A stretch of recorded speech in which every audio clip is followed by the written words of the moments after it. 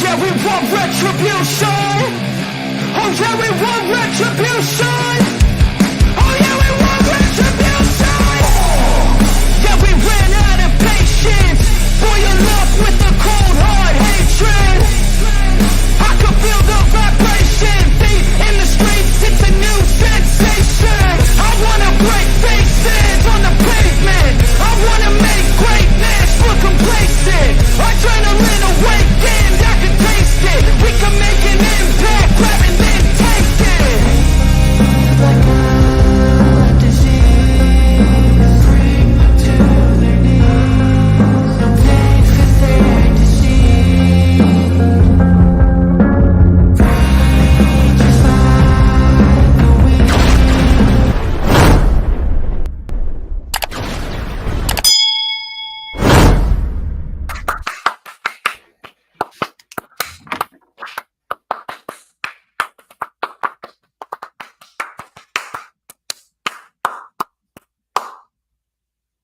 The weather is absolute crap here in New Jersey. My God, it is cold. It is raining. I swear, it's like feeling like July all over again. But in July, it was humid and it's raining. Now it's cold and it's raining. I swear. Mother Nature, she does not like the East Coast. Mother Nature does not like the East Coast whatsoever. But that still doesn't change the fact that it is indeed Saturday. And Saturday afternoon's all right for streaming, and that could only mean that, ladies and gentlemen, I'm the one and only DJ Storms, and I would like to welcome each and every single one of you to a very special Saturday stream. It is not the Lightning Flash update, because we actually went live with the Lightning Flash update this past Wednesday. Today, we got ourselves World of Wrestling Part Number 2, Episode 2 of the official relaunch of the World of Wrestling series. We are streaming live on 3 different platforms across 8 different accounts, and we got plenty of good material to talk about here today on this gloomy day on the East Coast. And as you can see, I am not alone. Back with me once again, my co-host for the World of Wrestling programming. He is a lifelong wrestling fan, New Jersey native, the creator of PWP Nation, and he is the new GTS Wrestling legendary heavyweight champion. Breathe it in, trust me, and I smell it too. It seems like the smell of pure excellence is reeking off of this man as well. Ladies and gentlemen, please help me welcome back here to the channel once again, Mr. Jay Alletto, with one of the greatest shirts I have ever seen. How you doing, brother? Not guilty, baby. We need President Trump back in the office. You better vote for Trump. But anyway, thank you so much for the great introduction. Yes, not only am I the founder of PWP Nation, the founder of this show, PWP Nation's World of Wrestling. I don't want to get sued. PWP Nation's World of Wrestling. But also I am the brand new GTS legendary heavyweight champion of the world. Yes, it only takes 3 seconds, and even the biggest dreams can still come true. And I'm going to cut a quick promo right here before we get into the show. Grim, tonight I've got a major announcement on Pro Wrestling Venom. Yes, Pro Wrestling Venom. Check it out on YouTube, the hottest new brand in all the land. And I'm going to be live in the ring with the with the Pro Wrestling Venom roster as the GTS Wrestling legendary heavyweight champion of the world. And I've got a major announcement for you, Grim, and for the rest of the wrestling universe. You guys better wait and see what I've got in store for you. But I'm excited for a great show tonight. PWP Nation's World of Wrestling. It is the drizzling shits here on the East Coast, no doubt about it. But let's get into it. DJ Storms, thank you so much once again for that phenomenal introduction. Hey, I greatly appreciate you taking the time and coming on the show, as of course this business partnership has been paying dividends for the both of us, and it's only going to get better as time goes on, that's for sure. And hopefully within the next 2 weeks we'll be able to sit down for some nice porterhouse steaks. That's what I'm looking forward to. Yeah, we're gonna have a big business meeting. I've got some stuff in mind. I have a lot of different ideas that I need to bounce off of you and some other of my close associates to see potentially if it'll work, what your opinions are. But we're going to have a great dinner. We're going to have a great meal. We're going to have a lot of fun. And I want everybody out there to know who's listening to this that this is a long-term game, right? This isn't something that's going to end anytime soon. I've been in this business covering wrestling for over 15 years, over 10 years on PWP Nation, and we're just getting started, baby. So, before we get into what we're going to get into, I want you to promote yourself. Where can everyone find you on social media? Of course, you can find me, Jay Alletto, that's Alletto, your GTS Legendary Heavyweight Champion of the world. And you can find me at PWP Nation on all social media platforms. Also, you can check out my eBay store. I've got a couple things listed, but this week we're going to have a mega sale. I'm going to be listing tons of wrestling memorabilia, autographs, cards, magazines, all kinds of good stuff will be listed on the PWP Nation eBay store. Facebook.com/PWP Nation is our main funnel for information. Go over there. You're going to get some great conversations. You'll have DJ Storm shut you down with one word, but if you want to engage with me, I will talk to you about whatever. So please head over to Facebook.com/PWP Nation if you're not watching it there right now. And of course, he does sell some really good wrestling memorabilia. I should know, 2 weeks ago, back at 90s WrestleCon in Rockaway, I actually bought a very nice mint condition Shinsuke Nakamura card. It was actually a memorabilia card from when he made his debut back at NXT TakeOver Dallas in 2016, which contained a piece of the ring canvas. And I'm very, very happy that I got that memorabilia because it looks gorgeous. He's got top tier wrestling merch to sell. So please go and check out the eBay store and be sure to like the PWP Nation Facebook page, which we are live on right now. As far as I go, you can follow me on X and Instagram at HistoryMakerDJS. Once again, that is at HistoryMakerDJS, both on X and Instagram. Both of those links are in the description, as well as the link to my personal Facebook. For collaborations and business inquiries, please send me an email. My email is, of course, StormsTakeOver@gmail.com. Like the official DJ Storms business page, which we are live on right now, and I made you send you an invite to join the official DJ Storms Posse group on Facebook, in which Jay Alletto is an exclusive member of. All those links are in the description, as well as a couple sponsorships I want to get out there. My girl, Brittany K, she's a wonderful woman. She's a very talented individual. She does beautifully crafted designs of WWE superstars from scratch on her iPad. An amazing graphic designer. So please, if you guys are looking for an exclusive picture of a wrestler, no matter what company it's from, or if you want a new Avi or banner for your social media platforms, go check her out. Her X account is Brittany K5150, while her Instagram is Brittany K Designs. Shout out to Mr. Jay Alletto of PWP Nation for allowing me to stream on the PWP Nation social media handles. That includes the PWP Nation X account. That includes the PWP Nation YouTube account, and that includes the PWP Nation Facebook account. And finally, my last sponsorship, which we recently brought on a couple weeks ago, Corporate Information System, recognized by Forbes as one of America's top tier recruiting companies. If you are looking to find the right candidates and enhance your career, Corporate Information System is the place for you. You can go check out their website, www.cisrecruiters.com. Once again, www.cisrecruiters.com. Of course, no matter where you're watching it from, whether you're watching it on X, YouTube, or Facebook, you got to like the stream and share it out on all platforms, whether it be Twitter, Instagram, Facebook, Pinterest, Tumblr, Snapchat, TikTok, whatever social media platforms that you may be using, because everyone needs their dose of Jay Alletto and DJ Storms. We got the new GTS Wrestling Legendary Heavyweight Champion and the greatest thing since sliced bread, combining for yet another great episode of World of Wrestling, which we will be doing every single month. And I can guarantee you that November is going to be a hot month for pro wrestling, as well as we got 3 major pay-per-views going down that month. Of course, when you share out the stream, if you're watching on YouTube, whether it be his YouTube or mine, you got to make sure you hit that subscribe button. He is looking to reach 1,000 subs. Me, I'm looking to reach 2,200. So please get those subscriptions in. And of course, you got to hit that notifications bell with a huge coup de grace. You know what's coming up next, because that way you're going to know whenever I pop up on YouTube. Because whenever I pop up on YouTube, oh, baby, it is the best time to be on YouTube. You know why? Because it is the only time that you're going to get to see this glorious sideburn chin strap combination and this beautiful mustache right here. Hang on, it's in here somewhere. Hold on. It's in my pocket somewhere. Oh, yeah. Look at that. Hold on. I got to. So hot. I got to blow on it. And we got it might have been up your ass for a second.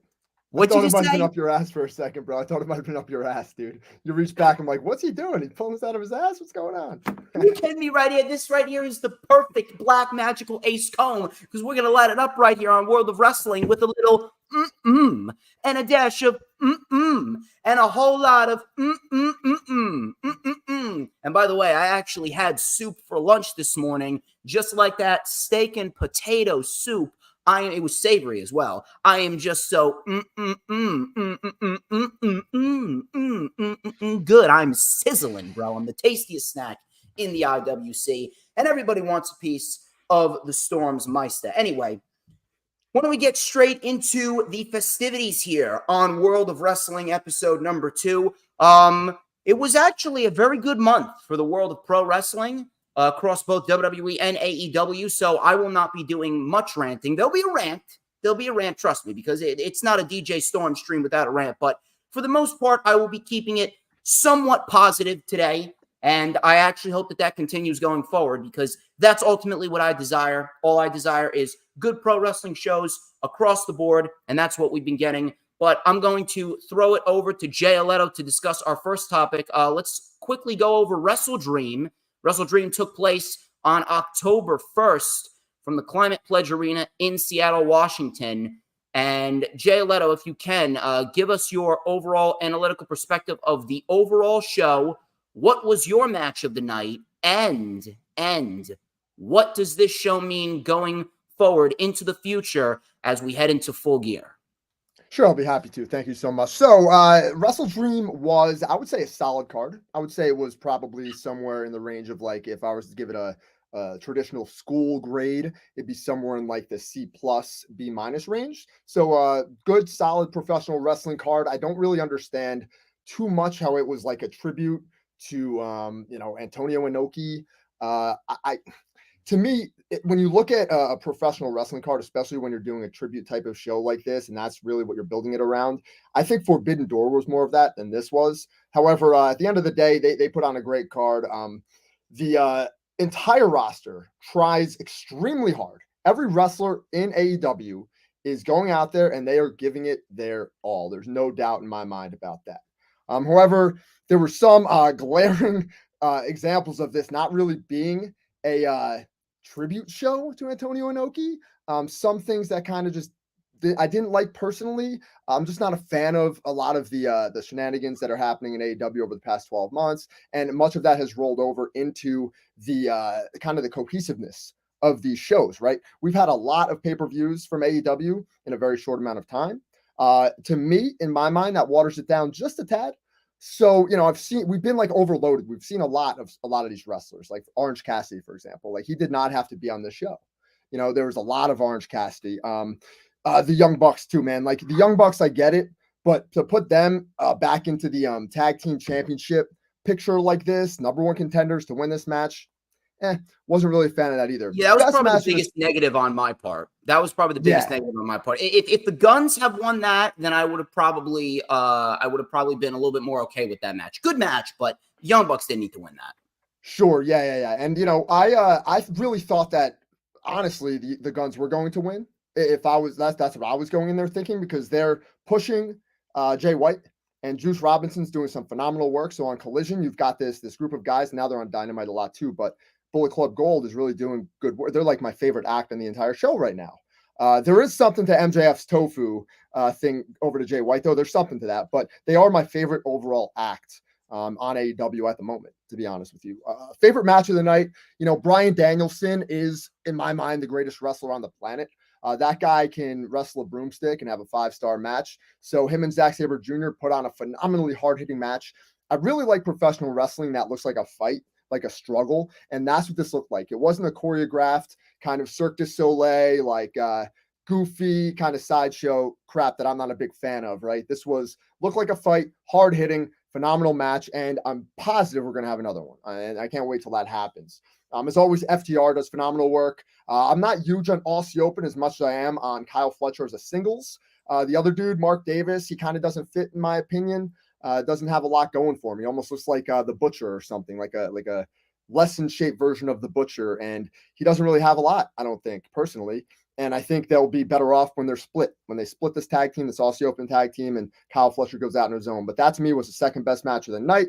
The stuff with the Don Callis family, I'm not going to go through every match, but I always want to touch on the wrestlers that I like the most. And Chris Jericho was one of them, right? Chris Jericho is one of the greatest of all time. This match to me fell short. This is something where I feel like, AEW gets a bit convoluted in their approach with these like 6-man tags. There was really no rules here. The referee shouldn't even been in the match. And that drives me absolutely crazy in AEW. The referee does not have any law and order, does not have any control. It seems to be very selective at times where the referees do anything about anybody. This you don't match want to do a DQ on a pay-per-view, especially in a match like that. I'm not saying a DQ, right? I'm not saying DQ anybody, but have some law and order. Threaten it. Get these guys out of the ring. You got all 6 guys in the ring for I think I was counting it down for 2 minutes straight. All 6 guys were in the ring. It just didn't make any sense to me. But that's, again, I'm more of a traditionalist when it comes to pro wrestling. I like it to be a fight, a struggle. And this looked more like a choreographed, it's a Kenny Omega match, plain and simple. I'll put it that way. Kenny Omega match. And those are getting extremely old to me. And of course, we can't talk about this pay-per-view without mentioning MJF. The world champion of AEW is on the freaking opening match, which smart on his part because he can get the hell out of Seattle as quick as possible. Who the hell wants to be in that shithole? So he's in the opening match, but it's a ROH 2-on-1 handicap match. This is something that when they do WrestleDream next year, and if MJF is still on this roster, he probably won't be the world champion anymore. But if he is, give him a better match. Give him something to do. This to me was it was very, very entertaining. MJF can really take chicken shit and turn it into chicken salad whenever he wants to do it. And he did that here. He made people care about this weird righteous gimmick guy. These guys, Dutch and Vincent. I don't understand what the hell they're doing. I think they're great. I don't understand what the hell they're doing. I don't get it. Are they like a Bray Wyatt cosplay type of thing? In a sense, they are. But I understand what you're saying. One thing I will say is this.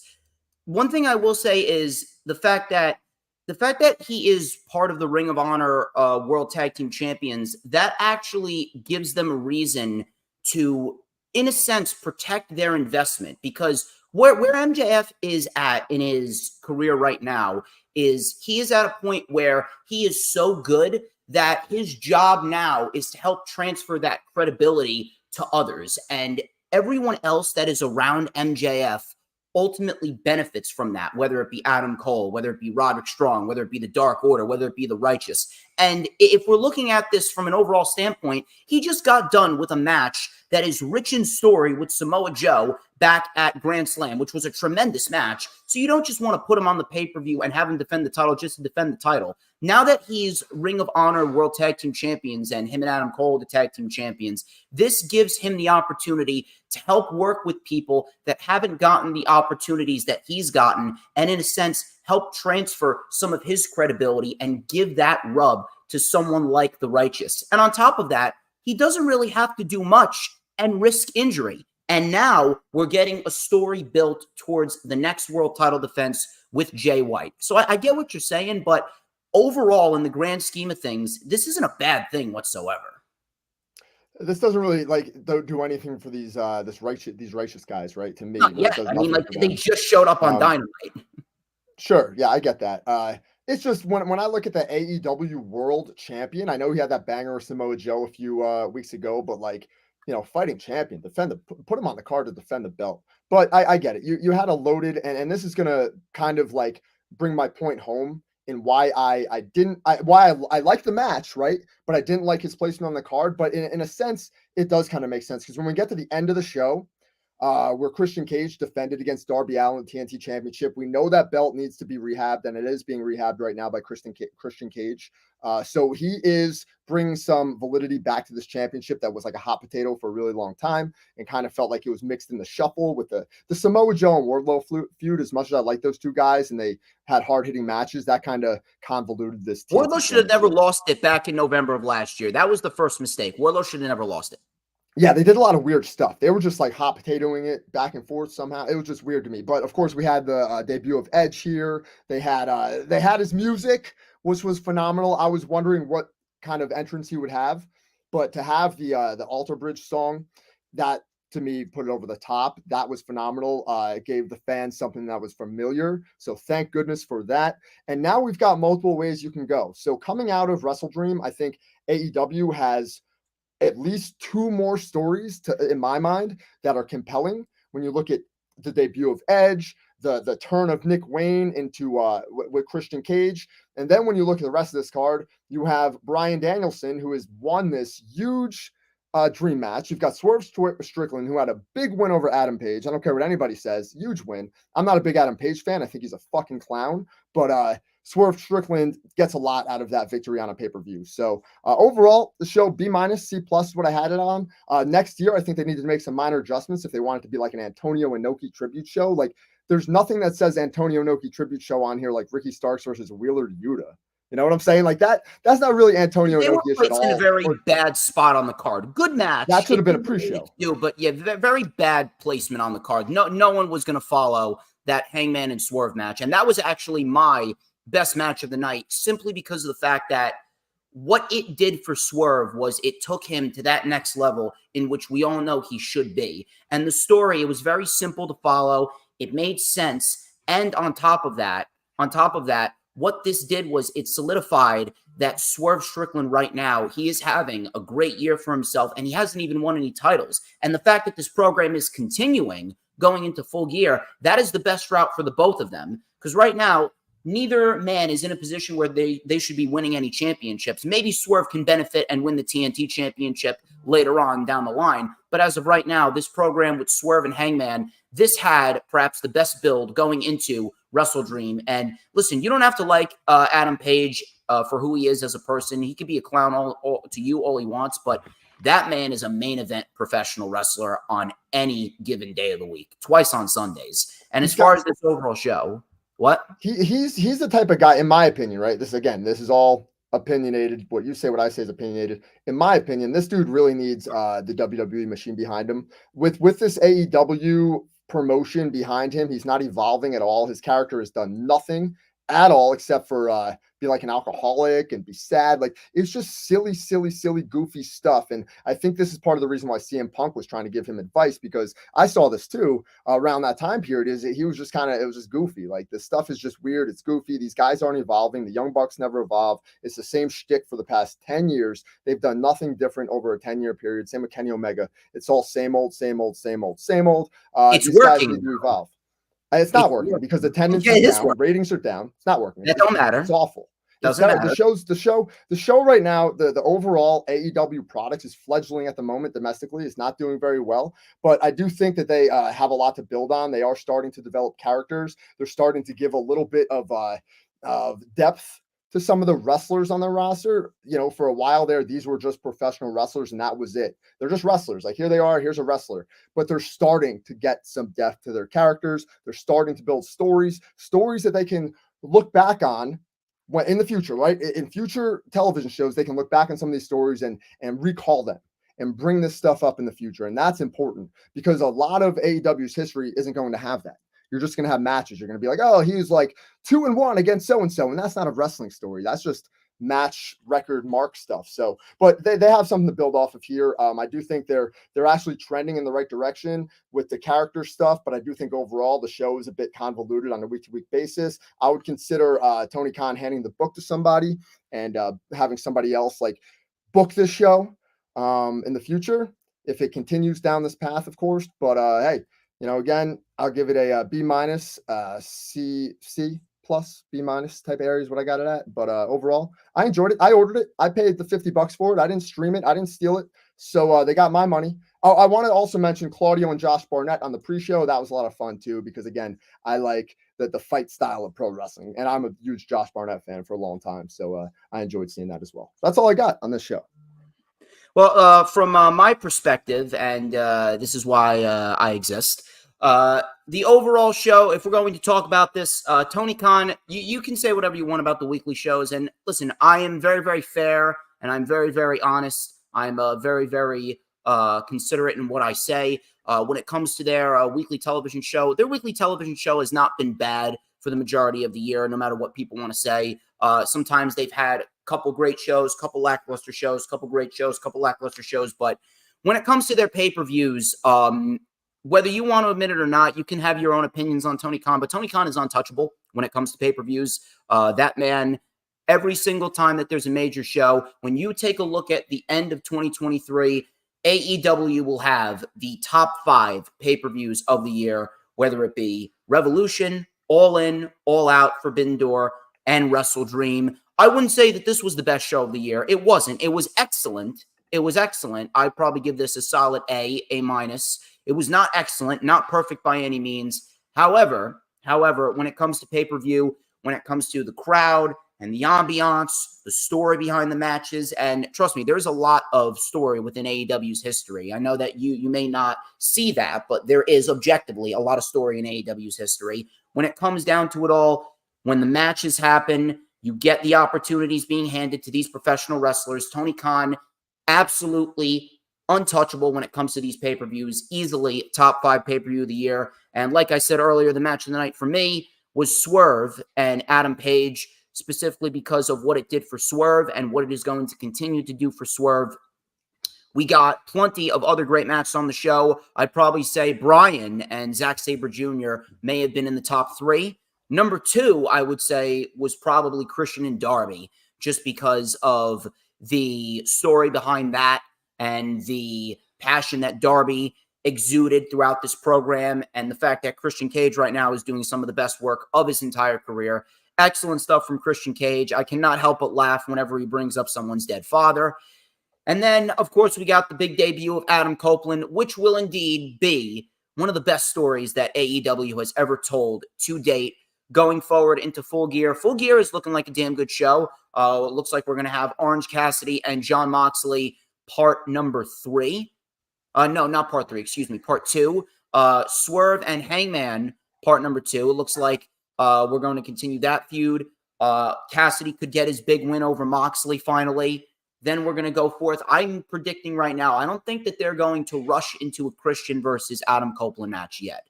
If anything, the best route to go would probably be a 6-man tag. Luchasaurus, Nick Wayne, Christian Cage versus Sting, Darby, and Adam Copeland at Full Gear.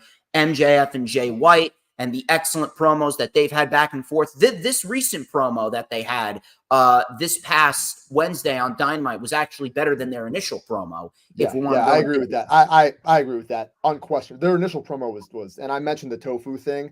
Their initial promo was bad, and the tofu thing makes sense because Jay White kind of throughout his career, like I've been following this guy. I think he's great, but his best work has always been done when he's surrounded by a lot of window dressing, right? Like Bullet Club surrounded him, and he started taking off in Japan. So he'll get there. He's one of these guys that needs these repetitions on the mic in the ring.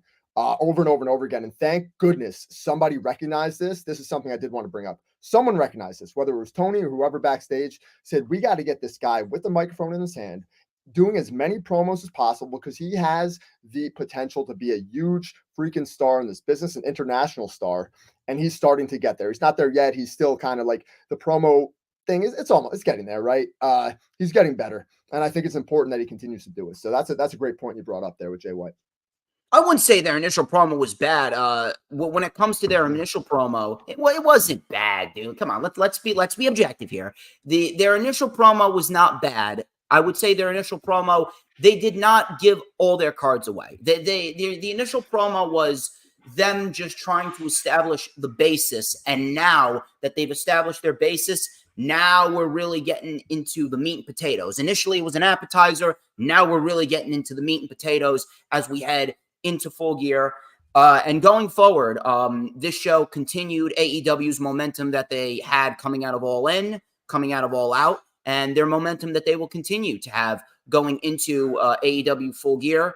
And no matter what anyone wants to say, and trust me, there's a lot of people that want to come on into my post, and I know that there's a lot of people on Facebook that want to tell me that AEW's cold right now. No, they're not cold, okay? The ratings and all these finances and all these attendances, I'm going to say it once, I will say it again.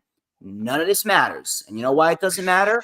Because when it comes down to it all, the objective quality of the television shows always raises up to the top. Not to say that our next show that we're going to talk about was bad, But when it comes down to it all, in the grand scheme of things, the overall product, it is not something that I'm going to say, oh my God, it's the greatest thing ever. However, we've been getting some solid objective programming going forward, and that's what we're going to get going into Full Gear. So if you ask me, this was top tier 5 pay-per-views of the year. I wouldn't say it was the number one. I wouldn't even put it in the top 3. I'd probably say it was solid number 5 on the list. And ultimately, we got ourselves a very, very, very nice wrestling show. Really good matches, especially the last 4 or 5. Let me hand this back over to you because we're going to talk about Fastlane. Fastlane took place from Indianapolis, Indiana, last Saturday, October 7th, streaming on the Peacock, that is. Get your mind out of the gutter, you savages. Peacock. Last Saturday, October 7th at 8 p.m. Eastern Time. So if you can throw down some analytical perspective, the overall show, the best match of the night in your eyes, and what does this mean going into the future as we head into Crown Jewel and Survivor Series? Well, this show, to me, I know we're just coming off the AEW topic, but I'm going to give a little bit of a comparison here because these are 2 big pay-per-view events, premium live events, whatever you want to call them. And they were a tale of 2 different shows and 2 different strategies and all this kind of good stuff, right? Like, I know your idea is there's objectivity here with like wrestling quality. Like that's your Which thing. there You're is. huge on this. You're huge on this objectivity when it comes to wrestling quality. But honestly, like that's all opinion based, right? That is all 100% opinion. And that's just the truth. Yeah, because anybody, if you can have a 10-minute match that's fucking amazing, one of the greatest matches ever. You don't need to have like a 25-minute back and forth, like super insane type of like drop everybody in their head kind of match for it to be amazing. Sometimes those matches really suck and they drag on. But anyway, AEW's show was extremely long. That's my major criticism on them, where Fastlane just felt like it went by in a flash, man. There was like 5 matches. Everything kind of like made sense. Then this was the continuation of a celebration for WWE, right? They've been celebrating all month long, baby. TKO Group is out there. This company is going to make major money for everyone in the WWE, for everyone in the UFC, for everyone at Endeavor. So this was a continuation of that. We had Cody Rhodes, of course, and Jey Uso kicking it off, winning the tag team championships. A lot of people don't like this, but at the end of the day, the reason they did this was because they can get Cody Rhodes seamlessly onto the other show. You can continue the feud. You can volley the tag team titles back to perhaps Jimmy and Solo.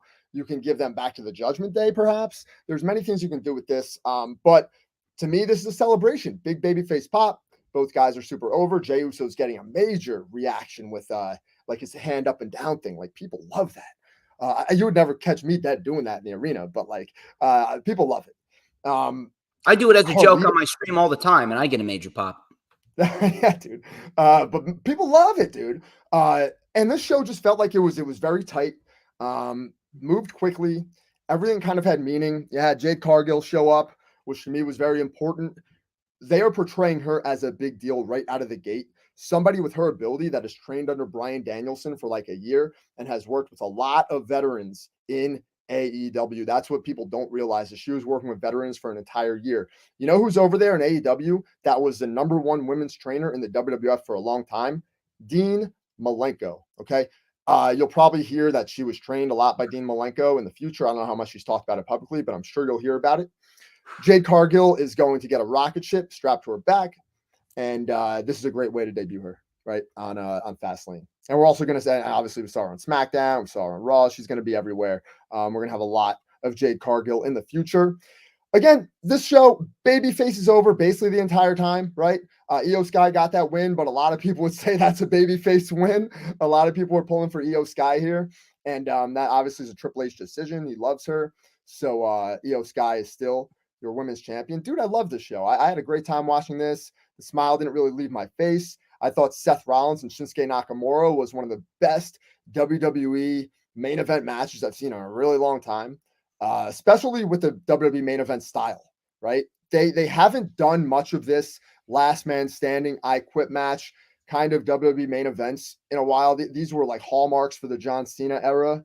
So I'm excited that Seth Rollins was able to get this huge marquee victory over Shinsuke Nakamura Loved it. Shinsuke has been elevated because of this. He is now considered a more serious WWE superstar, and I think there's going to be big things in his future.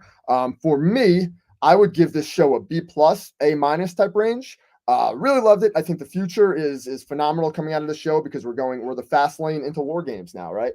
We're going right to War Games. Saw the build starting last night.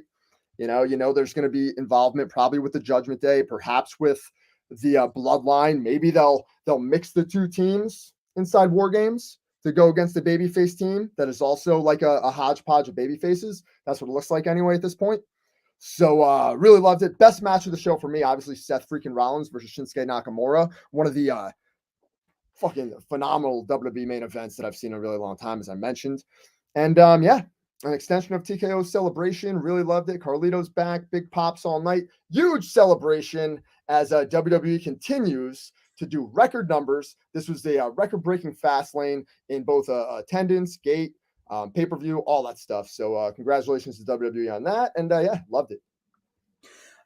So I'm going to, first off, I'm going to have to bring you back to something you said at the beginning, saying how I'm high on the objectivity of quality. I'm going to have to talk to you, and I'm going to have to tell you that objectivity does exist. Not everything is as subjective as you think, and it all revolves around if you are able to recognize objective quality, you are able to understand it, and you are able to speak it, which are not a lot of people really are, which is why I exist. And that is where I base everything that I do off of. And I always say, and this is probably going to be a new t-shirt of mine as we go forward. Oh, you don't shake your head at me because they will be. I will be making this into a t-shirt. I speak objectively. I'll let you finish, but you got to let me counter this when you're done. Well, do you want to counter it now? Because I got some stuff to say about fast. Because here's why. Here is objectivity, right? When Michael Jordan is at the free throw line and he takes a free throw and it swishes, right? That's objectively a perfect free throw, right? WWE, AEW, professional wrestling is not real. This is an art form. Just like music, just like movies. I'm not going to like the same movies you like. You're not going to like the same music I like. MJF said this the other week. He put it out there perfectly. When he was, he actually said this, and you say you don't watch the scrums. I watch all the scrums, all the press conferences. MJF said this at the media scrum. He called out Brian Alvarez particularly. And he said that, wrestling is ice cream, right? There's different flavors. He could have went out there and had a fucking banger with the Righteous and and bled and came back and done 30 minutes. He could have done that. But he got over a drop kick and a body slam. And that's what people remember about the match, right? So when you talk about objective quality when it comes to pro wrestling, I don't necessarily have to like Kenny Omega's matches anymore. I used to like them just fine. I used to really like Kenny Omega's matches. I don't like them anymore. My opinion of Kenny Omega matches is their old hack, their old shtick. They never evolve. It's the same old, right? I'm not a big fan of his matches anymore. I don't like them. To me, they are not quality anymore. They've outlasted their time. And that's where it's different. If I liked hip hop music in 1998 and I don't like it as much in 2023, that's clearly an opinion of mine. There's no fact there whatsoever. There's no fact that 1998 hip hop music was better than 2023 hip hop music. That's not a fact. That's my. You can't really compare music to wrestling. That's yes, you can. It's an art. It's an art. It's the same exact thing as ice cream. So you're disagreeing with MJF. You're disagreeing with MJF? No. Listen, everyone has their preferences. You can have a preference of what type of individual you like and dislike. But if you are going to openly come out here and claim that Kenny Omega matches are not objectively great from terms of crowd reaction, the terms of the intensity, the terms of the story behind them, and everything that is rolled up into one to put on an objectively great performance, that is where I come in to lay reality down on everyone. For example, I hate Charlotte Flair, rightfully so, with a burning passion because she's a selfish piece of garbage. But I am not going to sit here and say that she did not put on objectively one of the best women's matches of the year and perhaps the best women's match in WrestleMania history with Rhea Ripley earlier this year. Because if I did say that match sucked, I would objectively be an idiot. It all revolves around putting your preferences aside to look at the objective story, intensity, the crowd reaction, the aura, and the ambiance rolled up into one when it comes to these pro wrestling matches, and say to yourself, you know what? Personally, I dislike whatever I am seeing here, but objectively, I cannot discredit the talent that is in front of me right now. That is what people fail to understand, and that is what a lot of people fail to comprehend about me, which is why I say I speak objectively, not subjectively. Now, Fastlane, was it the best pay-per-view of the year? Absolutely not. However, it was not a bad show, and this is where my fairness comes in. Everyone wants to say that I hate WWE this and I hate WWE that. If people have been paying attention, I've actually been praising WWE TV a lot over the course of the last month, including No Mercy, including NXT No Mercy, which was a very good show. I actually thought that show was actually better than Fastlane. And you hear me saying all the time that NXT is the worst brand in the industry, which it is. But as far as Fastlane goes, the overall show, it really wasn't a crazy over-the-top show. If I was to put it into a sentence, WWE Fastlane was a solid show in a year full of great shows. It certainly wasn't their strongest effort, but they're not going to put forth their strongest effort because they got the Saudi show coming up, and that crowd usually gets a lot of big material. And then you got Survivor Series coming up with War Games, which it looks like they could be building towards Cody and Jay, Kevin, Sammy, and LA Knight versus potentially Judgment Day and the Bloodline, which should be very, very solid there. Was it a blowaway show? No. But this is where my fairness comes in. It did what it needed to do. We did have some great wrestling. For the most part, every match had the right outcome except for the opening match. And this is where a lot of people tend to have a lot of things go over their head with the first match. Cody and Jay winning was not the right outcome. You claim that Cody Rhodes could easily go over to SmackDown now that he's one half of the undisputed WWE Tag Team Champions, when in reality, you had the trade right in place, and they decided to make a stupid decision, trade Kevin Owens over to SmackDown, break up the tag team with Sami Zayn, when, A, Kevin Owens and Sami Zayn right now are going nowhere as single stars, no matter what you want to say. The landscape of WWE does not have them fitting into any roles as single stars. They're not winning any singles titles. And two, Cody Rhodes said that there would be a trade. The logical decision would be to have Cody traded over to SmackDown, and then you can start the build towards him and Roman going into WrestleMania, because Cody should not be winning the Rumble. Cody should not win the Rumble. The Rock shouldn't win the Rumble. That right is reserved for Gunther. Gunther is the man to win the Royal Rumble, point blank, period. No questions or excuses about it. But as far as Cody and Jay go, why are you going to take the titles off of the Judgment Day when they just beat Owens and Zayn a month ago? That right there is pretty much making the tag team titles WWE's version of the TNT title before Christian Cage got a hold of it. Very, very stupid. It doesn't make the Judgment Day look good. If the Judgment Day weren't going to have a long-term investment with those titles, Owens and Zayn should have never lost them. You realize that WWE threw away a picture-perfect WrestleMania match with the Judgment Day and DIY for the tag team titles at WrestleMania 40, which could have easily rivaled what the Usos and Kevin Owens and Sami Zayn did this year at WrestleMania. It's that long-term booking and storyline that always comes into play. And if you need to invalidate and knock someone down a few pegs to build someone else back up, I'm sorry, but that's where WWE does bad creative writing and bad business. But the overall show, still a solid show. Outside of the first match, every other match had the right outcome. Very happy to see what Carlito does. Io Sky, probably the most shocking thing of WWE all year is that Io Sky pinned Charlotte, but yet Nick Aldis gives Charlotte another championship title match next week on SmackDown, which is absolutely pathetic. On top of that, Cena and LA Knight, they took on the Bloodline.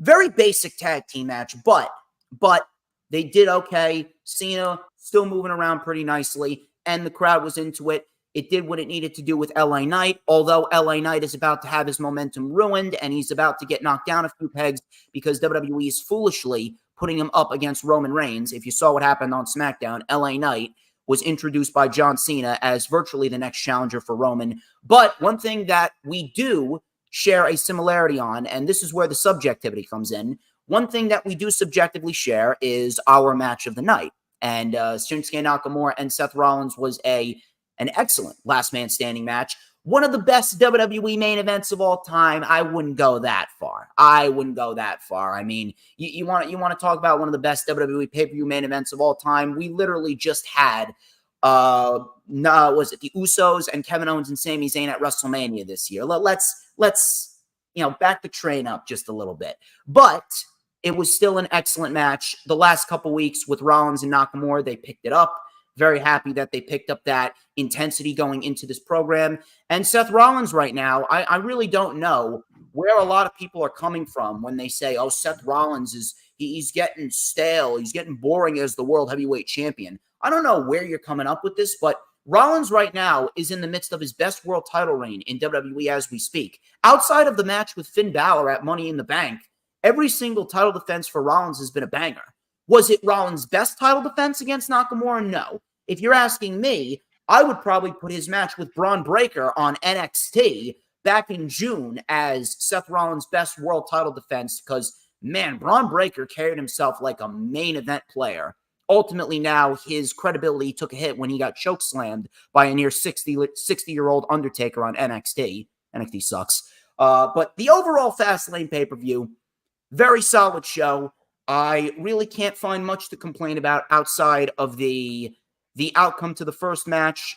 And I really do hope that continues because for the most part, WWE TV, outside of a few things, outside of the very weird and very nonsensical booking of putting certain stars in positions where they shouldn't lose, for the most part, WWE TV, especially Raw, has been a very solid watch. And I'm hoping that we get another quality pay-per-view going into Crown Jewel. Would you like to add anything before we move on to our third topic? Definitely. I put nothing into the live attendance reaction when I watch wrestling, right? A lot of the times I don't even pay any attention to them. I'm more worried about what the commentators are saying because I really like that part of professional wrestling. Commentary is super important to me. The live crowd reaction, though, that doesn't mean shit, especially when I'm there at the arena. That is when I really find out that most of the fans there are freaking morons, especially when I watch AEW, right? The fan reaction of AEW does absolutely nothing for me when I see what I like in a wrestling show. When I'm watching a wrestling show and what I like, what I think is great, what I think is good, what I think is quality, the live attendance does absolutely dick. Especially, again, AEW fans are the most diehard internet marks possible. That's why their audience never grows. It flatlines or goes down because it's just internet marks. It's the same audience that will watch New Japan, that will watch Ring of Honor, that will watch all these other shows, right? That barely anybody watches.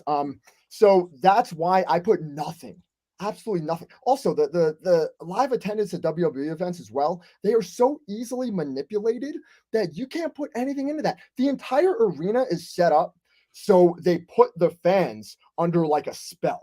And legitimately, you can look at TV tricks and Google this stuff about how the WWE has always, for their history, used psychological tactics to put the audience under a hypnosis type of way, right? That's why I don't like WWE fans. I think AEW is the same exact tactics. They use AEW fans are a lot smarter than WWE fans. They actually like pro wrestling. Let's be honest, bro. Oh my goodness, dude. Let's be honest here. Let's be objective. The point I made is different from what you just said. The point I made is that they use tactics to hook their audience into being like hypnotized by their show. That's what they do. They do it with lights. They do it with music. They do it with camera angles. There's a lot of stuff they do, bro. I've been in this game for a long time. I know the fucking tricks, dude. Come on. But this is one thing that I never put anything into when I watch shows. That's why your objectivity thing goes right out the window because I don't use that metric, right? Not everybody uses that's the metric that you should be using. No, it's not. No, it's not, bro. I don't have to use that shit because I'm not going to speak objectively. Yes, I do. I've been doing it for a long time. And I'm not going to let the opinions of those people at the arena fuck with my opinion at all on what I'm watching. Especially when I sit there at the arena. When I'm watching wrestling at the arena, I don't let those nimrods around me dictate if I'm going to chant or if I'm going to like something or whatever. I don't let that happen. So, yeah, if you let that live crowd change your perspective on a pro wrestling show, I think that might be something you need to work on a little bit. But that's the only thing I'll take away. That's the only point I'll take away from your objectivity thing. The rest of your points are pretty right there. But the live attendance, man, dude, I discounted that long ago, bro. All right. I guess I'll end. We'll end the pay-per-view topic with my phrase. Thank God you hired me.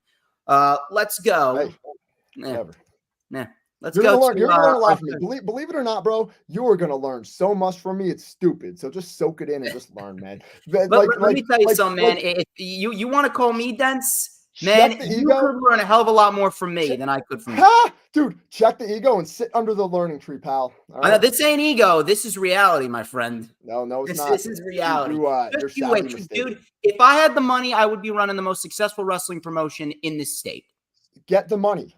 Go get the money then. And show. I'm trying to win the goddamn lottery. No, you don't need to win the lottery. Go find an investor. Go on LinkedIn. Go find millionaires. Say, hey, and put out a business plan, right? I have a wrestling promotion business plan right over there on my shelf. I've got it sitting right there. Do I want to put it into effect anytime soon? No, I'm not into it. I don't want to do it. But make a business plan, go on LinkedIn, find a bunch of millionaires, and make it happen. If you're so confident that you can do it and you think it's easy, go do it. I'll think about it. That's for sure. I just got to. You're young enough to take that. Right now, you're young enough to take that leap and do whatever the hell else you want with the rest of your life. I'm almost 40, bro. I have to take that decision a little more to heart and be a little more careful. But if you want to do that, you can fucking start doing that tomorrow. And in 10 years, if it fucking fails, you're still good, bro. You got no. In 5 years, if it fails, you're fine. You know what I'm saying? I may just take you up on that offer. I may just take you up on that. I might. Go do it. But anyway, we're gonna move on to our third topic here. Adam Cole. Adam Cole has certainly been a big topic of discussion this month. His injury, and a lot of people have been throwing out their own theories back and forth about what is truthfully going on with Adam Cole's injury, and especially after what happened a couple weeks ago on Dynamite when a group of masked individuals attacked Jay White in the back. Now, I know we were talking about this a little bit before we decided to go live and we went to talk about WrestleDream and Fastlane, but I have actually been preaching it right down to a T that I do not believe Adam Cole's injury is as serious as a lot of people are making it out to be. And I'll tell you why. When you go take a look at the backstage exclusive after All In, you'll notice that in the locker room, when Adam Cole and MJF are having a conversation, MJF's devil mask was on Adam Cole's locker room side during that All In backstage exclusive. On top of that, originally, I thought that the group that attacked MJF was the Pinnacle. I thought that they were going to reunite the Pinnacle with Shawn Spears, Wardlow, FTR, and MJF, and I thought that was going to be a program with Bullet Club Gold going forward. However, when I took a look at some of these individuals in that segment, when they attacked Jay White, FTR, they're a little bit more, they got a little bit more weight to them in the abdomen area. And none of those individuals looked like they had a little bit more abdomen weight to them. We got ourselves a dog. Look at this. This is Piper. This is Piper. She's named after, of course, one of my favorite wrestlers of all time, Roddy Piper. So that's awesome. Piper. That's awesome. She jumped up here. What am I going to do? So I noticed that you're like one of those evil 1970s villains petting his pet in his lair somewhere. But and yo, dogs draw ratings too, by the way. So no, absolutely. That is true. That is objective. So where was I saying? Oh yeah, FTR. The makeup of some of these individuals, it didn't look like FTR. On top of that, Wardlow has a bit more height to him. It didn't really look like any of these individuals have massive amount of height on him. And then normally we would assume that MJF is the one in the devil mask. But MJF had a lot more muscle definition in his upper body. When I took a look at the individual that was wearing that devil mask, that individual did not have a lot of muscle definition in his upper body. So I'm not sure where they're going, but it does seem like these masked men are not who they seem. And then if you take a look a little bit closer during one of the masked men's assaults, it looked like one of the masked men had a neck brace on underneath the black hoodie. So I don't know, man, but there is an individual that's preaching neck strong and neck health awareness that is currently in a neck brace as we speak. And then another thing I took note of was when Adam Cole announced his injury, he didn't seem all too somber. Normally, if someone is in the midst of a major storyline like that and someone's going to announce that they're going to have to take a break, wouldn't they be a little bit more somber than usual? She decided to take a hike. Yeah, stuff's going on upstairs. Stuff's going on up there, bro. But it didn't really look like Adam Cole was as sad as he should have been, knowing that he has to take at least 6 to 9 months off to rehabilitate this completely shattered ankle. And then they have him recording videos with Roderick Strong. I am not sure what's going on right here, but I, honest to God, don't think Adam Cole is as injured as people say that he is. He may have sprained his ankle. I don't think that he shattered his ankle whatsoever. But before I get into my theory of what this is, give me your rundown of this. Yeah, totally, dude. I think you're absolutely onto something. I do believe that this was the creative plan. That's why the mask was hanging up behind him, and that's why all these skits before the injury kind of were leading to this in a sense, right? But he definitely got hurt, right? That's without a doubt. I've actually had that same exact injury happen to me where I didn't break my ankle, but I severely sprained it where it was almost broken, jumping off of and it was the same type of thing, right? It was jumping off of like a weirdly angled like structure. And when I came down, I didn't land right on my left. And it's exactly what happened to him. He definitely broke his ankle, I think. But he can also do this angle from a wheelchair. You don't necessarily need him to be in physical contact with anyone to be the brains behind this plot, right? And it would be even more diabolical, even more of a heel tactic to be able to continue to move this plan forward while in a wheelchair, dude. So I do believe he is out.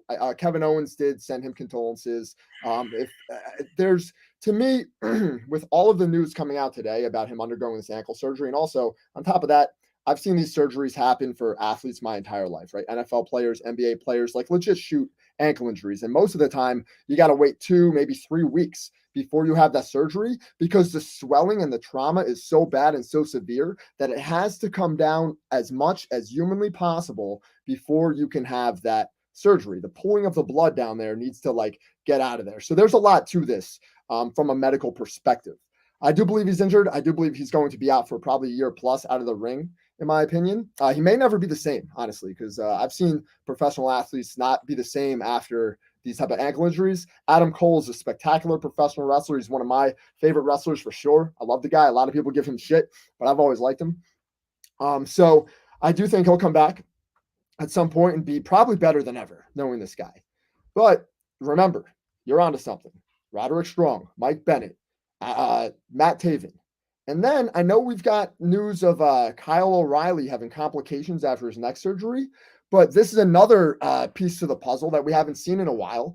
And once again, he can be, if they need somebody else to be that guy under the mask, like perhaps there's more footage there, right? Perhaps like they'll keep that going and they'll show the rest of that tape and the mask comes off and it's O'Reilly maybe, or something like that. So there's multiple ways you can go with this, but I do feel like it is obviously a way to turn Adam Cole, which is obvious. It's been the plot since the beginning, in my opinion. I think it would be too obvious that MJF turns heel on Adam Cole. I think Adam Cole and this whole group of guys is going to turn on MJF.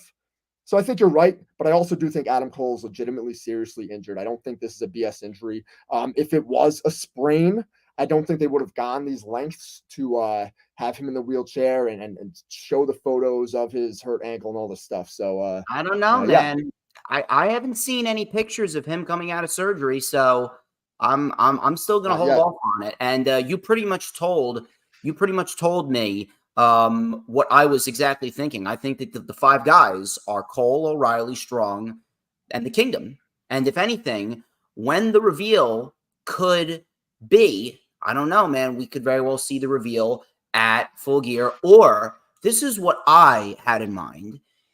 Now, there's another piece of the puzzle that you need to put into play here that really hasn't been getting much attention. Wardlow just recently made his return to not WWE, AEW TV, and he's had MJF written on his wrist tape. So I am not sure where they're leading towards there, but It's coming for maybe. the belt. Yes, that's exactly what I was going to say. What I was going to say is we could very well see Wardlow win the AEW World Heavyweight Championship Eliminator Tournament, which they do every year for the Full Gear season. Wardlow wins it, gets the shot at MJF, and winter is coming.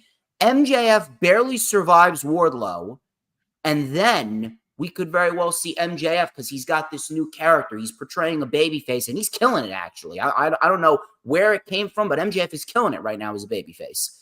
MJF tries to talk Wardlow into the fact that he has changed, and maybe we see Wardlow start to warm up to MJF a little bit at Winter is Coming, and then we see the five guys attack MJF.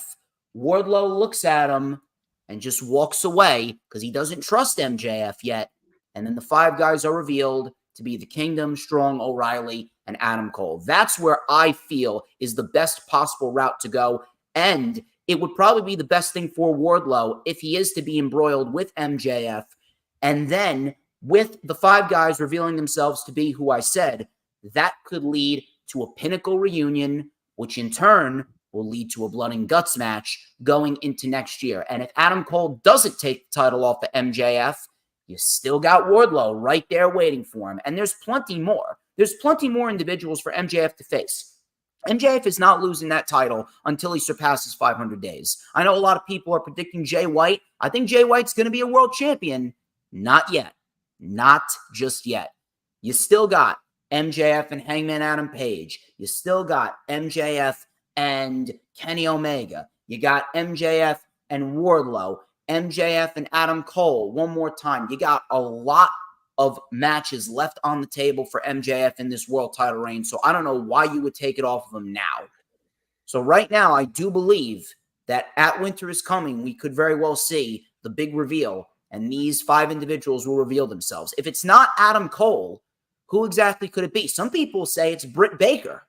I'm not sure if that would be the best route, but maybe Britt Baker portraying the sinister heel and acting on behalf of Adam Cole could make for some intriguing story. But I don't know. Who else would be these masked men? I actually like that, the Britt Baker thing. That's kind of a tongue twister, right?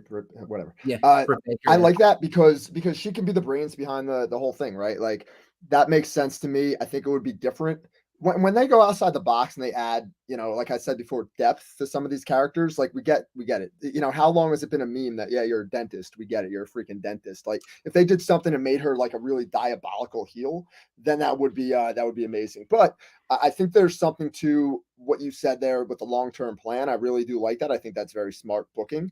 The way they go about that remains to be seen. But yeah. I think at the end of the day, Adam Cole is going to be the linchpin of all this, the mastermind behind all this, whether it's a ploy to turn on MJF or whether it's something where they're like, look what we did for you, man. Look what we did. And they're trying to bring him in and he's, like counteracting that, and then they turn on him. I don't know which way they're going to go about that, because if you look at it, right, they attacked his enemy. So that means they should essentially be doing it for him, right? So maybe they're trying to bring him to the dark side. What I think it would be is they're attacking Jay White because they want to soften up Jay White, and it's kind of a red herring because they secretly want MJF to beat Jay White because they want Adam Cole to be the one to take it off of him. Sure, or they're just playing psychological games with MJF, and they just want to and with the Bullet Club Gold, and they just want to screw with everybody, which is also a good angle to put it. I love these mystery angles in wrestling. I always have, from the white Hummer in WCW all the way to like who's Vince McMahon's kid to all this stuff. I like them all. Because there's different ways you can go about it. You can be creative. It could be horrible. It could be hilarious.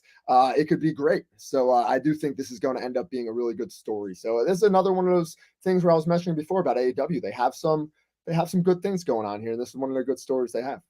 And another big match for MJF Adam Copeland. Sure. That's a big one. Yeah.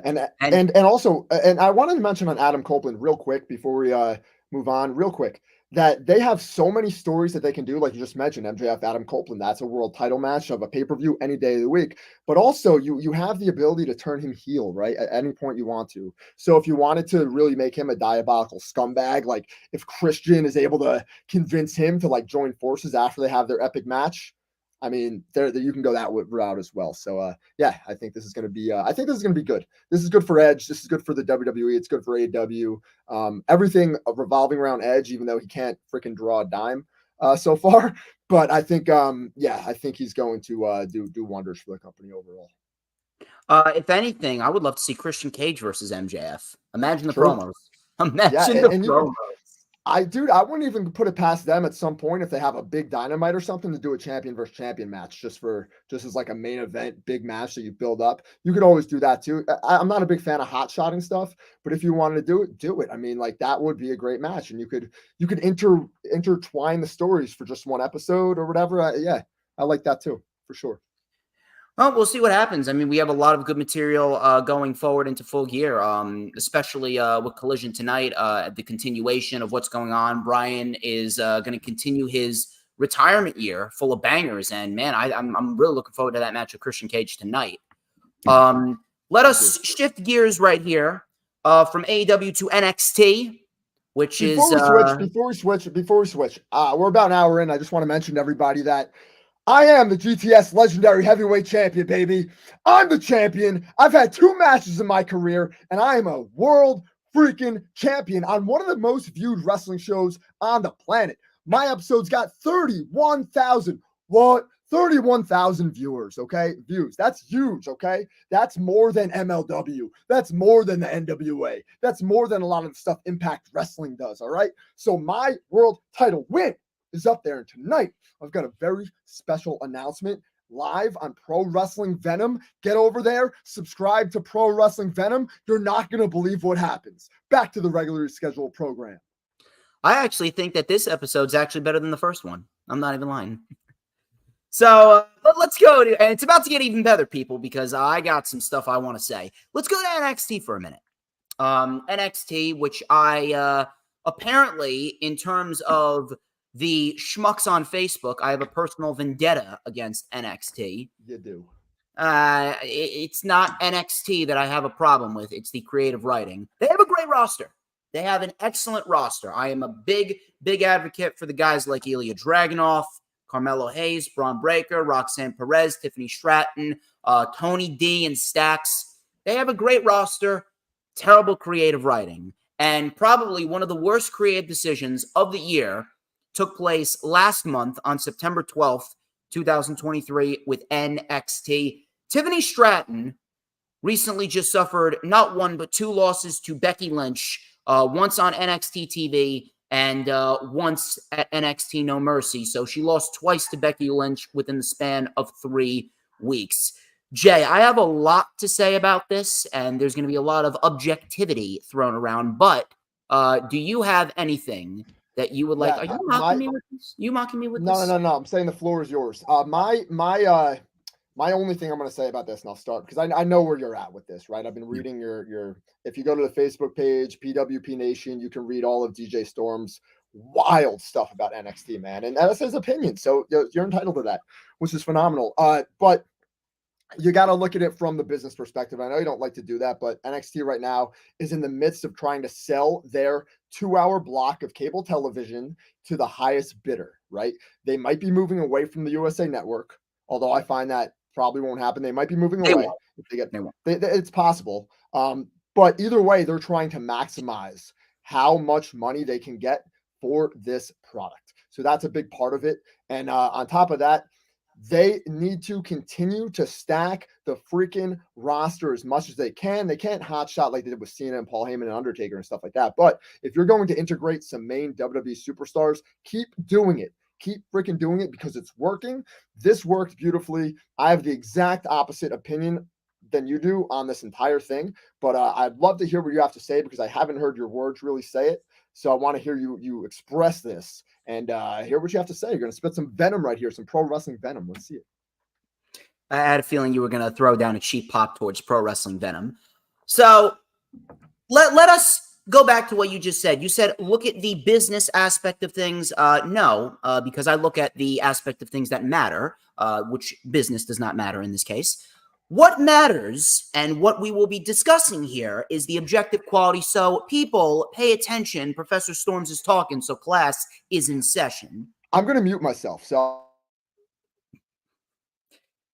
what we are going to discuss here is where everyone lies within this horrible decision to have Tiffany Stratton drop the NXT Women's Championship to Becky Lynch. I want you guys to actually think about where we are looking at when it comes to Tiffany Stratton. Tiffany Stratton was a woman that WWE brought in, and they had nothing but high investment in her. Nothing but high investment in her from the very beginning. And not only did they have high investment in her, but she lived up to that investment. She busted her ass week in and week out, and she got better and better and better. And I was actually a doubter in Tiffany Stratton. And then I actually became an advocate of Tiffany Stratton. She is, without a shadow of a doubt, the best woman to come out of this new crop of NXT talent, whether it be being compared to Roxanne Perez or Gigi Dolan, JC Jane, or Nikita Lyons, whatever it may be, Kiana James. Tiffany Stratton is number one. Tiffany Stratton is number one, and she held that spot as being the number one recruit out of this new crop of talent for quite a while now. Everyone and their mother knew that Tiffany Stratton needed to win the NXT Women's Championship, and she needed to hold that championship for a solid amount of time to establish herself. WWE foolishly gave the championship to Indy Hartwell for no reason other than the fact that they wanted a cheap pop. And on top of that, Indy Hartwell does not exude being a champion. All you need to do is look at her and watch how she wrestles. And I'm talking about the objective quality of how she wrestles. Tiffany Stratton supersedes Indy Hartwell tenfold. Indy Hartwell does not wrestle like a champion. She's not terrible, but she is way too basic. There's so many people, so many women who are ahead of her. They foolishly gave the title to Indy Hartwell, and then they had Tiffany Stratton lose the triple threat match between her, Roxanne Perez, and Indy Hartwell at Spring Breakin'. I believe that was at the end of April. That match was also a complete shit show, right? That match also had an injury. So like that was a mess, right? Wasn't that match a mess? That was the one that was towards the end, it turned into a mess. Yeah. So they screwed up with Tiffany Stratton twice. Indy Hartwell gets drafted over to Monday Night Raw after getting injured. So you want to talk about a mess. She gets drafted over to Monday Night Raw after getting injured. And then finally, after Indy Hartwell's gone and we get through that overly convoluted shit show, finally, Tiffany Stratton gets her moment. She delivers a very good match with Lyra Valkyria at NXT Battleground, which I said, and I quote, and you can go back and rewatch the rewind for this with Michkowski, I said, and I quote, that match was the best women's match of the entire Memorial Day weekend across the 3 pay-per-views that took place that weekend, whether it be Double or Nothing, NXT Battleground, or Night of Champions. Lyra Valkyria and Tiffany Stratton put on the best women's match of that weekend. Now Tiffany Stratton finally has the chance to run with this championship. And what do? WWE absolutely shit the bed with Tiffany Stratton's title reign. And you know why? Because they threw her into a feud with Thea Hale, which resulted in a complete mess of a women's match, a women's submission match at NXT Great American Bash in July. That feud and that program did not do anything for either women. It was sloppy. It was all over the place. It did not come off good. I speak objectively, not subjectively. Then we go forth into September, and I was hoping at least that Tiffany Stratton would have gotten something of substance, like maybe a Roxanne Perez, maybe a Mako Satomura if they wanted to bring her back to NXT. Maybe Nikita Lyons was coming back. And what did WWE do? They are in this weird fetish stage where they think that bringing in main roster stars is going to help NXT in the long term, when in reality, it's not. It may get a couple of cheap rating pops here and there, but ultimately what they are doing is they are destroying the identity of the NXT brand. They are destroying what Triple H created. They are destroying the true reasoning behind the NXT brand, which is to build the future. And I don't care what you want to say, NXT has never used main roster superstars like this throughout their history. Now, they started off using main roster superstars in the beginning, like in 2013 and 2014, because they were trying to get the brand off of the ground. But after 2014, they did not start using any main roster superstars whatsoever until they made their way to the USA Network, because Vince McMahon forced them onto the USA Network and facilitated a war with AEW because he couldn't handle that he wasn't the only game in town anymore. Now, WWE is in this fetish stage, using main roster talent, burying their NXT talent, pretty much neglecting the future and focusing on the main roster stars because, hey, we got to generate the ratings. We got to beat AEW. We got to get a network TV deal. When in reality, nobody cares about NXT. If people cared about NXT, then you wouldn't have to use main roster superstars. You would make do with the talent that you have. And the talent that you have is actually some of the best talent in the entire industry. It's a great roster, terrible creative writing. So after a complete waste of a summer as the NXT Women's Champion, after a terrible feud with Thea Hale, they bring in Becky Lynch, a feud that wasn't even a feud. It was just a program thrown together for no other reason other than the fact that WWE is in a desperation stage to try and generate some interest for NXT. They had Tiffany Stratton drop the NXT Women's Championship after a complete waste of a title reign, a waste of 105 days. I think she held the title. A complete waste of 105 days, drops the championship to a woman who is in no position to be winning any championships based on the fact that she has had a career that many women in that locker room would kill for. And I didn't just put the blame on WWE.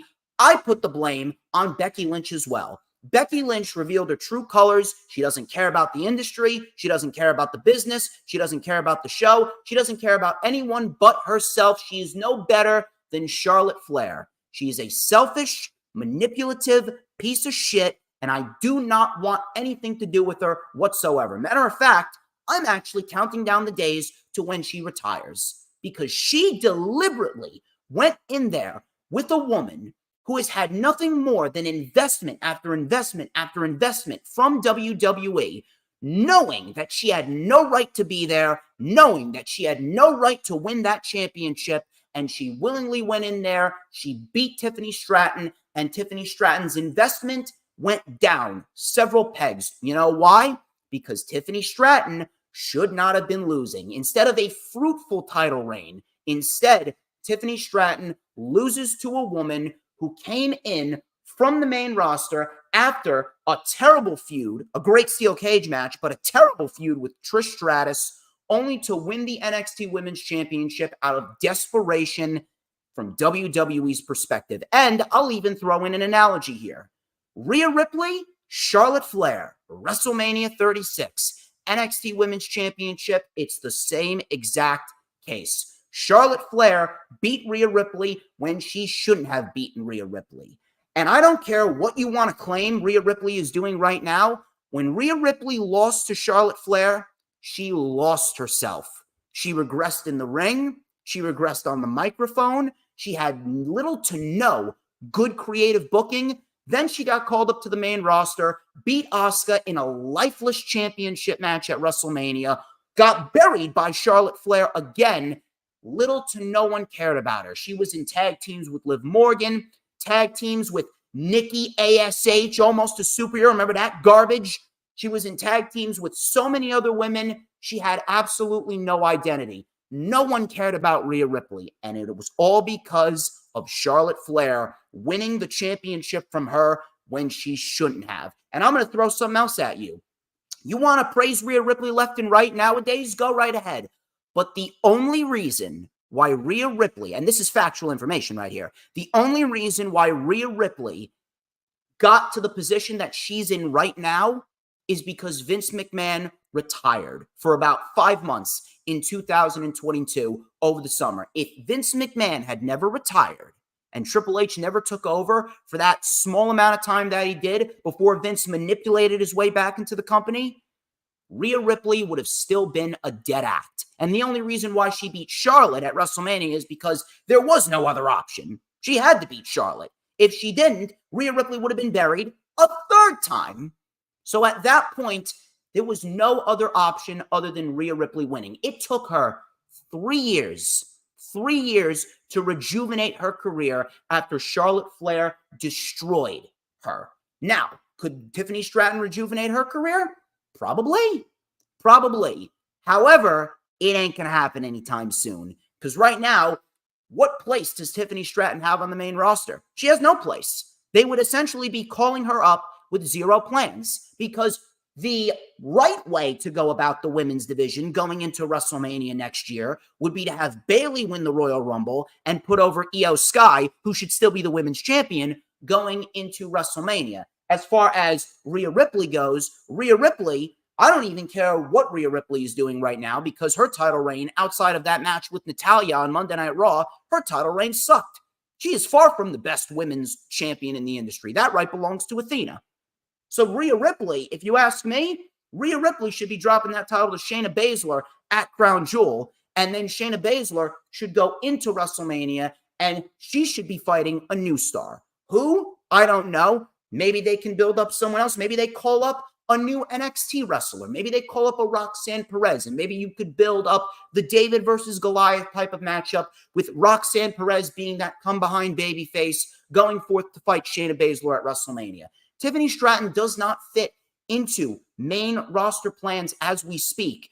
Meanwhile, she had an entire title reign ahead of her in NXT, and they took it off of her for a cheap rating and a cheap pop. And whether you want to admit it or not, Becky as NXT Women's Champion ain't doing anything, because you know why? She peaked 850,000 viewers on one Tuesday, and then 2 weeks later, it went right back down to 625,000. That is factual information as well. You can go look it up. Ratings went right back down after Becky Lynch beat Tiffany Stratton. So what WWE is essentially doing right now is they are bringing in these main roster superstars, all for the simple fact that they think that if they do this, fans are somehow going to magically care about NXT in the long term. When in reality, all that they're doing is making sure that people recognize that these NXT superstars, they're not going to be the next generation, and they are inferior to their main roster talent. Because whether you want to admit it or not, man, all that people are going to remember when they look at Tiffany Stratton is, oh yeah, that's the woman that lost to Becky Lynch twice. A lot of these fans on social media claiming that, oh, Tiffany Stratton was elevated in a loss. MJF said that only 7% of the audience makes up social media. Everyone else, the 93%, they're going to look at Tiffany Stratton as a bum that couldn't get the job done. Momentum was being built up, and it was taken right back down. And I'll throw in another analogy for you. MJF and the Righteous. We talked about that earlier on. And MJF, being in the position that he's in right now, he transferred credibility to the Righteous in a loss. There are certain points in time where people are to take losses, and there's certain points in time where people are to take wins. Tiffany Stratton was having an unbelievable amount of momentum behind her.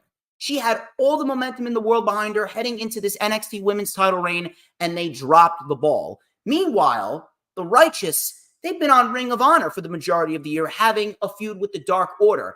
The Righteous were brought in to AEW TV to help rejuvenate the tag team division, because right now, the tag team division on AEW TV is going through a renaissance. You got FTR, you got the Bucks, Aussie Open, the Kingdom, the Righteous, the Hardys, the Best Friends, Ricky Starks, and Big Bill. It is all about building long-term investment in the tag team division. They're not there because they're going to be this young, vibrant, youthful tag team that's going to win all these different tag team titles. That's not the Righteous's job.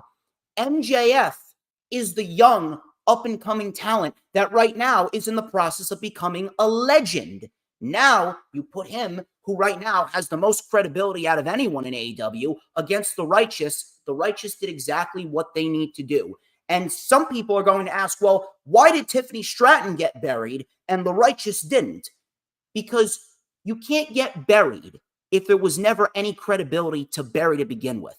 The Righteous never generated any long-term credibility for themselves. Tiffany Stratton did. Being buried doesn't have to do with taking X amount of losses in a row. Being buried has to do with credibility. I preach this all the time, and I'm almost done here.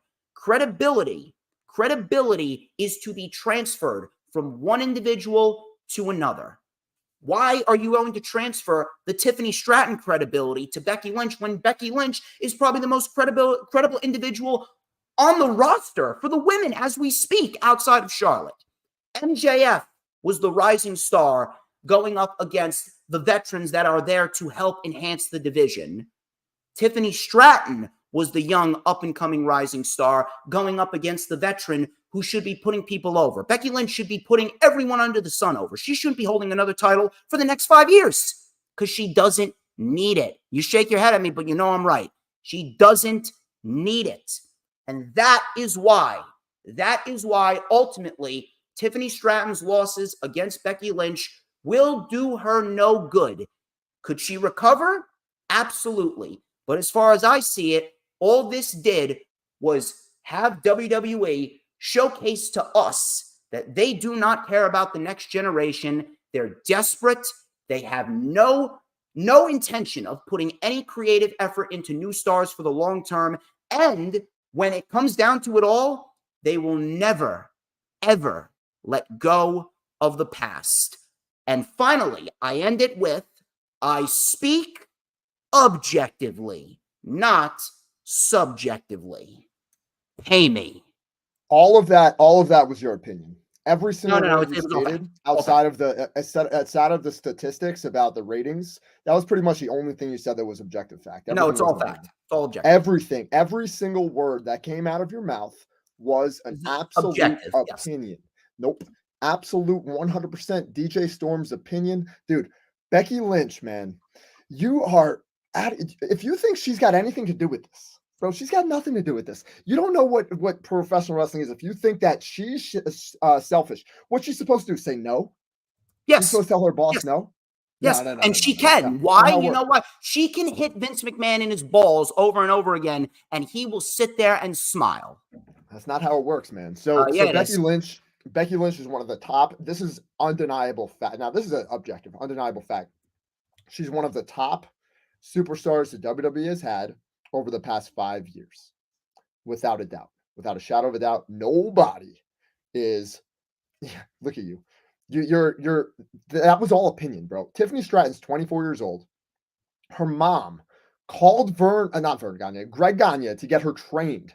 Right? She has not even gotten started, bro. She is a true freaking professional wrestling rookie. She hasn't even gotten started. She's been in the business for a couple of years. She's 24 years old. She is not even going to go to the main roster anytime. She's not going to the main roster. Who's going to beat Becky Lynch for this belt?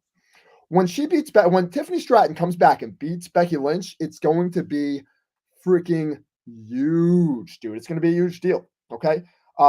There's a lot to unpack in that little rant of yours. One note I made here was you said WWE's desperate. Bro, yes, they are. Fact. Bro. Oh my goodness. You couldn't. It's a fact. I'm sorry. Oh you may not like it, but it is a fact. Bro, you are unbelievable. They are in full expansion mode. This is not desperation. They have to protect their market share at all costs, bro.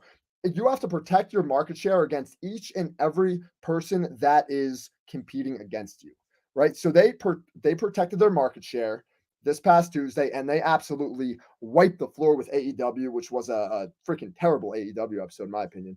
NXT wiped the floor with them. They completely destroyed them. They're in expansion mode, and we're only beginning this expansion. A part of this expansion is getting maximum money for their TV rights. This is a part of the reason Endeavor was so pumped about buying the company, acquiring WWE. and adding it to this new portfolio with the UFC, and who knows what else is going to be added to the TKO group. So they're in full expansion mode. Now, you mentioned Athena. I love it. I love Athena. Ember Moon, if you guys don't know. I love her. Been a fan of hers for a really long time. But how many people watch Ring of Honor? If a tree falls in the forest and nobody's there to hear it, did it really make a sound? Because honestly, dude, Doesn't matter. It does. It matters big No, because it doesn't. yeah, it does. It's a huge metric when it comes to professional wrestling. Is how many people are watching you defend this belt? How many people are watching you do your thing? So in my mind, Rhea Ripley, without a doubt, after that Royal Rumble win, the WrestleMania performance, and the literal demanding for attention that she has, one of the most I would say entertaining acts in the entire industry right now is the dynamic between her and Dominic Mysterio and the rest of the Judgment Day as well. She is, without a doubt, in my mind, the top women's wrestler on the planet, bar none. To me, Becky Lynch isn't even close to being done. She's probably got about 2-3 years left. She's still a top star. She's still a top selling merchandise WWE superstar. She's still a big draw on pay-per-view. She's still considered in the upper echelon on the depth chart of women's wrestlers because of the money she's drawn in the business. You're not going to have a true green rookie beat her right now. That's not going to happen. You're not going to have that happen on the first match, potentially not in the second match. Maybe in the third match you do it. Tiffany Stratton's going to be fine. She is one of the hottest women I've ever seen in my life. She's going to have a rocket ship strapped to her back in due time. The nucleus of young women's wrestlers, and you got this point right. They have a lot of talent on the women's side of things in NXT. And Tiffany Stratton is the best of them, right? You forgot to mention Cora Jade, who also is going to be a freaking huge star. They have big plans for her. They have monumental big plans for her. She's going to be a massive star in the business. But yeah, metrics. See, you're typing stuff like metrics don't matter, bro. Like that's BS, dude. Because that throws your objectivity. If metrics don't matter, that throws your objectivity right out the window. That means we're not talking about objective metrics. We're talking about objective quality. No, dude. Again, quality isn't objective because anyone's it's a lot more objective than you think, bro. Bro. There are people who think GCW death matches are 5 stars every single time. That's all they'll watch. They love it. They think the quality is off the chains. They wouldn't watch a WWE Raw or an AEW Dynamite if you paid them to do it. So if they believe GCW death matches is the end all be all of professional wrestling and they hate Kenny Omega matches, what is that? That's their opinion, right? That's not objective. That doesn't go with your objective quality type of thing here because it doesn't make any sense. They don't have to acknowledge that Kenny Omega is putting on, a great match against Will Ospreay. And I did say that was a great match, by the way. But my point here is to kind of tie this up because you had a lot there to say, and you went in a lot of different directions. Becky Lynch is on NXT because they are trying to sell a television property for a lot of money, right? In this entire thing, they are drawing more eyes to NXT than has ever been drawn to the product in the history of the show, right? So hence, what they're going to do is make Tiffany Stratton into a bigger star. They're going to make Braun Breaker, Carmelo Hayes, anybody who rubbed elbows with these main stars, these main event stars, is going to be a much bigger star on the other side of things. This is not a burial. This is nothing like that, bro. You don't know the definition of burial, bro. You've been in this business 2 minutes, dog. You don't know. You have no clue. Becky Lynch is going to drop the NXT title, probably sooner rather than later. And when she does, it's not going to be to Natty. It's not going to be to Tegan Nox. It's going to be to a woman in NXT who is crushing it, and it's probably going to be Tiffany Stratton. So I believe Tiffany Stratton gets her win back. I think that hardcore, what was it, a hardcore match? Oh, Extreme Rules match. That match was freaking amazing. She really showed how tough, how much guts she has. That freaking match elevated her to a level that she has never touched. So that match has elevated Tiffany Stratton to this main event level, and the future is so bright, it's unbelievable. You are totally wrong on this entire thing. This is not objective, and nothing that you said, not a single thing you said is objective. Just like when my opinion is that she's going to go to the top of the charts after this Becky Lynch feud, that's my subjective opinion. That's not objective fact. That's my opinion. Your opinion was just stated. That was all opinion, bro. That was every single word you said was opinion, man. Well, I could don't agree understand. I don't understand how you What? don't get what's fact and what's opinion. You think what you say is fact. It's not. No. It's Oh, all it's not that what I say. I just know It's how all to look opinion. at things and speak objectively. It's all I could agree with opinion. you, but then we both be wrong. It's all dude. It's all what you're saying is all opinion. Nobody's right or wrong. Now, there's a difference between an opinion, Nobody's right or wrong, stupidity, and speaking objective. Man, you look. Listen, bro. I would. We would get along with this topic a lot more if you would just say that you just don't know how to look at things objectively, Dude. So when I listen to any wrestling podcaster, right? If I listen to a whether it's Jim Cornette or whether it's Sean Ross Sapp, and that's why you don't know how to speak objectively. Listen, I'm just using them as an example. They are giving their opinion. Nothing that they say about these shows is a fact, right? That's their opinion, bro. What you said is a pure opinion, okay? And that's it. That's how you speak all the time. And then you say it's a fact. It's not. These are opinions. Well, you know why they're saying their opinions? Because they're not DJ Storms. That's just the law of the land. You know, they just don't know how to speak objectively. Look, we can go on and on about this, man. We can go on and on about this, but you live in fantasy land, bro. No, bro. I'm living in reality. You look into my eyes, you see reality. You don't take anything that's business into these conversations whatsoever. You're looking at it through the scope of like kayfabe, bro. You're like living inside, like you think Becky Lynch has something to do with going to NXT and winning the title. No, this was a WWE objective. They told her they had to do this. They told her to do this, to go there and help get Tiffany Stratton over. You're going to win the belt. You're going to put on matches, and then she's going to beat you for the belt. That's what's going to happen here, bro. She's going to be a bigger star on the way out of this, man. You mark my words. No. I didn't say that Becky made the decision. I said that WWE made the decision, and WWE went, and Becky Lynch went forth with it without saying, yeah, because she's selfish. You don't know what conversation happened, bro. You don't know if she was convinced. I don't care. All I need to know is what happened on TV. All I need to know is what happened on TV. You're making, yeah, exactly. Which is fucking a television show, bro. It ain't real. And it's a show that I know I can look at it from an objective standpoint. That doesn't even make any fucking sense. It makes perfect sense. It's not real. Look, dude, I'm sorry. Look, it's fake. You can come back to me on this topic when you learn how to speak objectively. Oh my goodness, bro, you are completely speak objectively. What the fuck are you even talking about? You're talking about your opinions on a fictional television show, dude. This is just like on AEW Dynamite this week. Everybody's up in arms about Juice Robinson with the roll of quarters, right? That says Friedman on it. Everybody's freaking out. Oh my God, oh, crying and shit, dude. Bro, that was a fictional storyline, a fictional television show. Yes. All of it was fiction. There's no objectivity in that whatsoever. That is all fake. Everything that happened in that segment, completely all of that is fake, but I'm not. If you liked it or you didn't like it, right? That's opinion. Yes, but I'm not speaking in the fact that, oh, I like this or I like that. I am speaking, was it objectively bad or objectively good? There's a difference. That's your opinion. Bro, people loved it. Bro, people loved it. So many people loved it. You don't think WWE fans are pumped that Becky Lynch is on NXT and the champion right now? Because they do not know how to look at things the way that I look at things, which is objectively. Listen, man, we can discuss this numerous amounts of times going forth, but at the end of the day, it is what it is, man. It is what it is. Look, I'll continue doing what I do. You continue doing what you do. Because here's the thing, whether you want to admit it or not, and whether anyone in the chat wants to admit it, what I'm doing brings me success.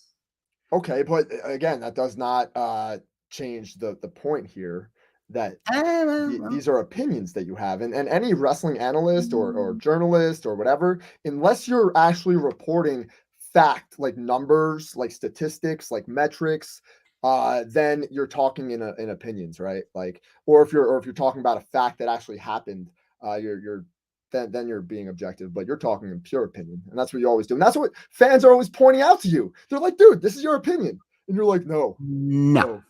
You're right. No.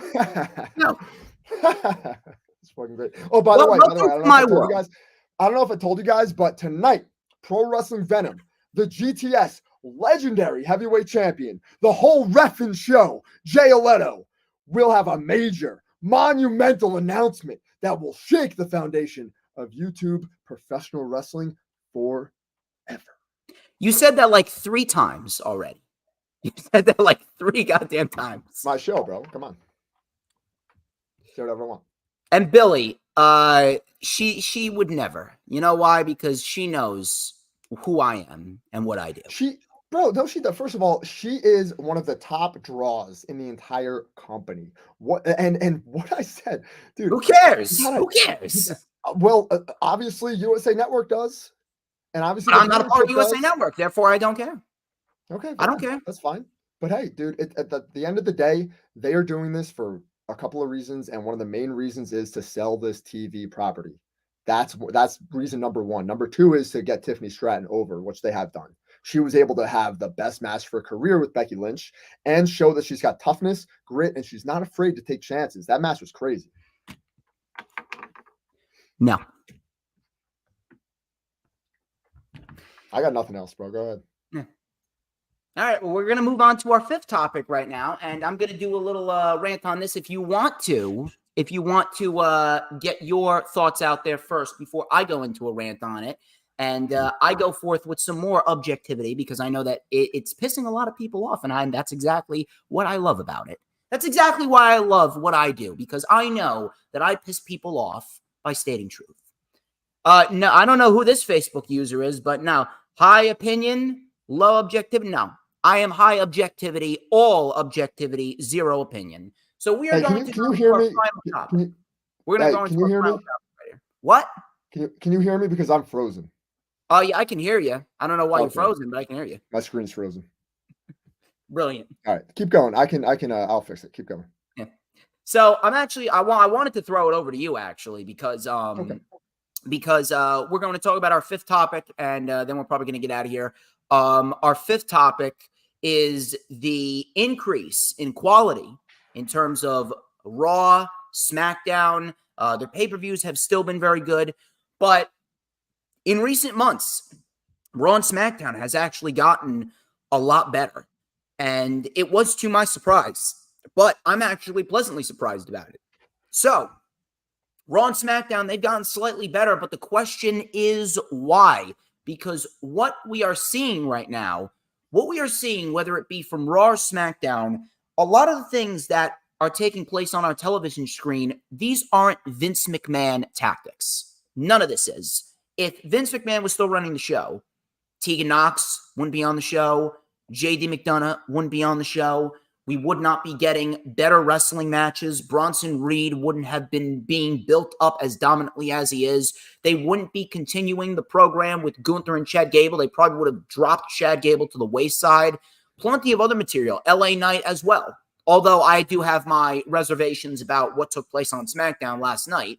But LA Knight, he has been portrayed like the superstar that he should be portrayed by. The question is why, because there is no way, I don't care who you are, I don't care what you've done, I don't care how many years you've been in the business, there is no way that Vince McMahon would openly allow this to happen. And if you need to, you can leave and then come on back if your screen is frozen, Jay. Yeah, it's frozen. Can you still hear me or no? I can still hear you. That's okay. Just fine. If you want I can remove you. Yeah, remove me because I'm gonna open up a new browser and come right back. So keep going. Okay. I'm completely. All right. So while Jay works on that, we are going to discuss all about. Here we go. Hold on. I'm back. There we go. That was quick. Right. Quick, easy, yeah. Like nothing. That's it. I don't know what that was from. That was just odd. had a snafu there. No problem. We're back. All right. Sorry. Snafu. But it's clear as day, Vince McMahon is not running WWE anymore, and it was confirmed by Fightful and PW Insider that Triple H is now in firm control of creative. Ari Emanuel has openly elected to give the creative duties to Triple H. The question is why? Because there's no way that Vince McMahon would willingly allow this to happen. It doesn't matter how much stock he owns. It doesn't matter if Ari Emanuel is now in control. He sold the company deliberately to Ari Emanuel because he could not bear to know that the WWE was going to continue on without him.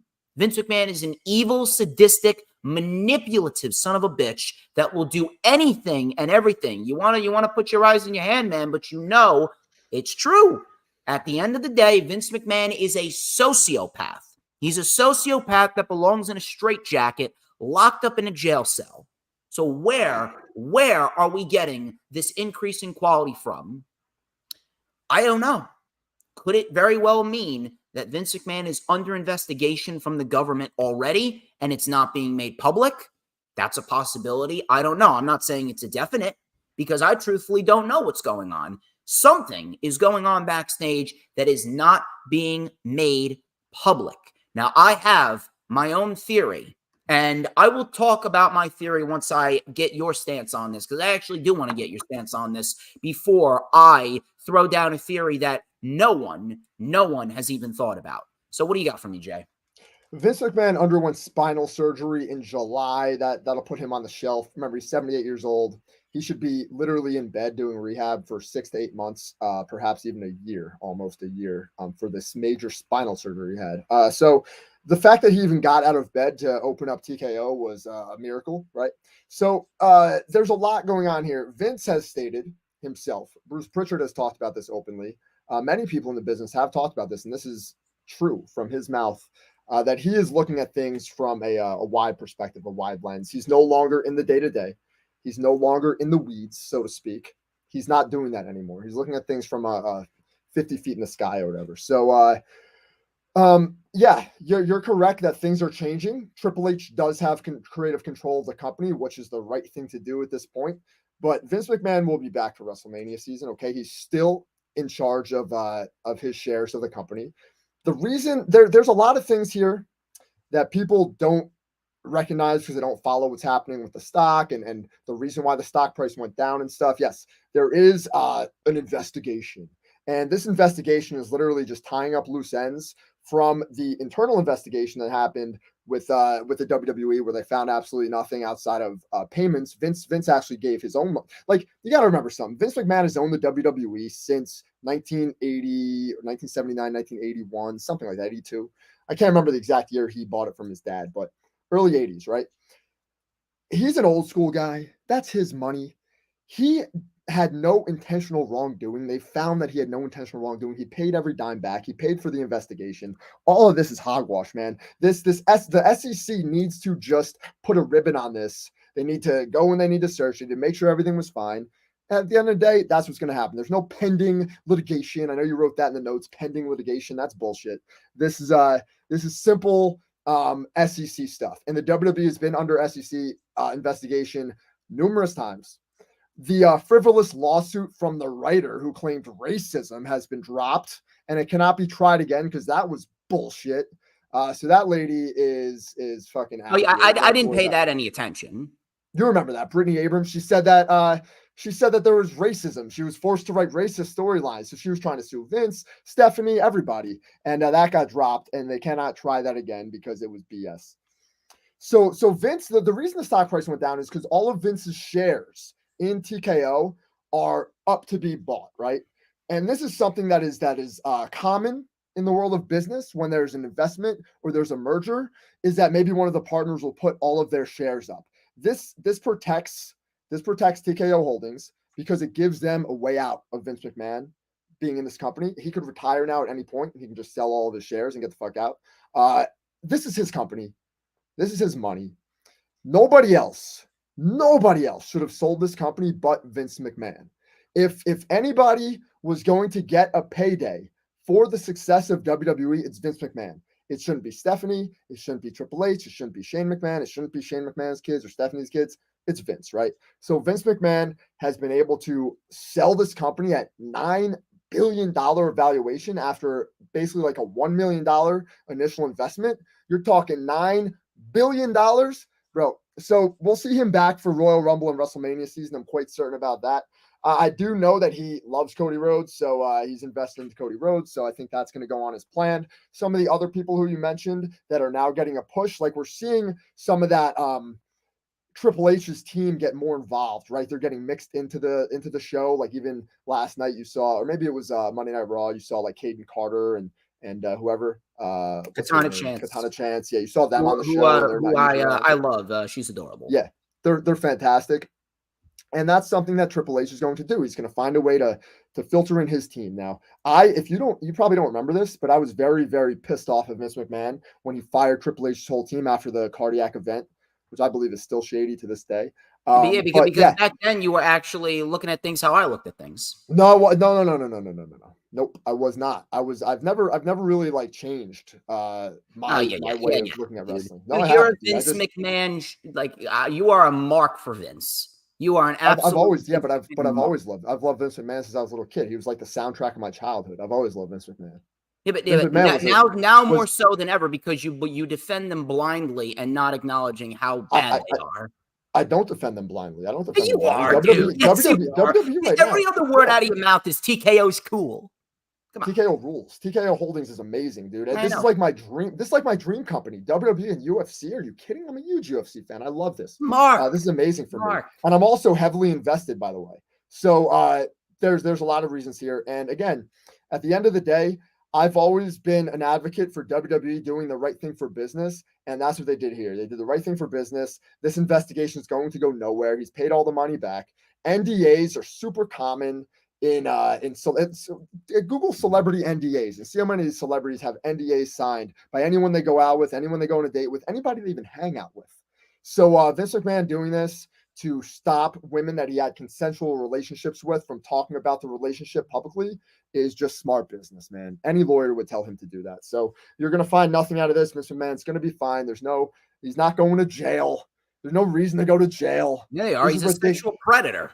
He's not bro. There's no evidence of him having anything but consensual relationships with these women, except for the woman in the 80s, which has already been settled. That was settled. No evidence that has come out to the public. No evidence has come out to the public yet. Remember that. No evidence that has come out to the public. WWE is as secretive as you could possibly get. Now, this is where I'm going to swoop on in and I'm going to educate the masses like I always do, unless you got something else to say. Well, what I was going to say here is that there's no pending litigation. That's bullshit. That's not what this means. This investigation is not pending litigation, which is the exact verbiage you use in our notes, right? And I made a note of that to say, like, because that's crazy, dude. There's no pending litigation here. Vince McMahon, this SEC stuff is just like putting a ribbon on this little investigation. That's all it is. They're tying it up into a nice little bow. They're going to end it. It's going to be over with in no time. TKO is smart. They've got their way out if they want to. Ari Emanuel handed the reins over to Triple H. Say, here you go. You're the best qualified person to do this while Vince is recovering from spinal surgery. Vince is still going to keep an eye on shit from a 500-foot view in the sky. And when WrestleMania season comes around, you'll see more of Vince McMahon's greatest hits on the table. Guaranteed. Go ahead. All right. It's my turn to educate the masses the way that they should be educated. I want to let you all know that if Vince McMahon can walk, if Vince McMahon can talk, if Vince McMahon can breathe, he is going to have involvement. And Vince McMahon right now, he is fully alive. He's not well, but he's alive. So ultimately, he would not be in a position where he would willingly accept the fact that Ari Emanuel gave Triple H the reins and the keys to the kingdom. There is no chance whatsoever that Vince McMahon would be okay with that. So what's going on?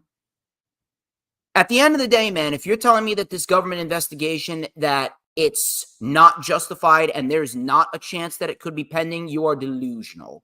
But if you want to talk about even more delusional, what did Vince McMahon do at the beginning of this Wednesday Night Wars type of deal with AEW?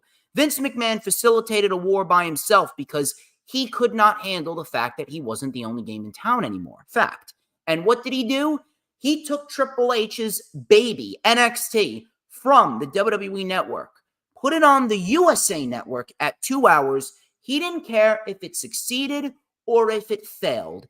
If it succeeded, he would have had the pleasure of saying, hey, we killed our competition, taking all the credit that Triple H put in. But if it failed, which it did fail, and Triple H, he failed, but ultimately it was Vince that failed. He blamed Triple H. He stripped Triple H of all of his power, fired his team, out of pettiness because Vince McMahon cannot handle the fact that someone somewhere is doing the one thing that he's been doing his whole life, and that's booking a wrestling show. Vince McMahon can't handle the fact that someone does his job better than him. And in this case, Triple H and Tony Khan are both superior to Vince McMahon when it comes to booking a wrestling show. Fact again. At the end of the day, Vince McMahon, I would not put it past him to do the same thing that he did in this scenario where Ari Emanuel gave the power to Triple H. Meanwhile, Ari Emanuel and Vince McMahon have been in bed for God knows how many years. They have been in bed. They're best friends. They stroke each other behind closed doors. Ari Emanuel and Vince McMahon are conspiracy individuals working with each other to make sure that they remain at the top. Whether you want to admit it or not, and this is also a fact, Vince McMahon hates his son-in-law. Vince McMahon hates Triple H. If Triple H was not married to Stephanie, then Vince McMahon would have fired him many, many years ago. It was only a matter of time before NXT Black and Gold, which was the best wrestling program since the Attitude Era, bar none. It was only a matter of time before Vince McMahon was to infiltrate NXT and kill it. And AEW, it just speeded up that process, and we didn't even realize it. Vince McMahon blamed Triple H for what happened with the Wednesday Night Wars, and he took over NXT, killed it, made it the worst brand in the industry for what we see right now, brainwashed Shawn Michaels into running it almost similar in the same way that Vince McMahon would run Raw and SmackDown. And now we're looking at a scenario where Vince McMahon, I wouldn't be shocked if Vince McMahon told Ari Emanuel, hey, go give it to Triple H and watch what happens. Go give the reins to Triple H, just like he gave the reins to Triple H in the Wednesday Night Wars. Watch him fail.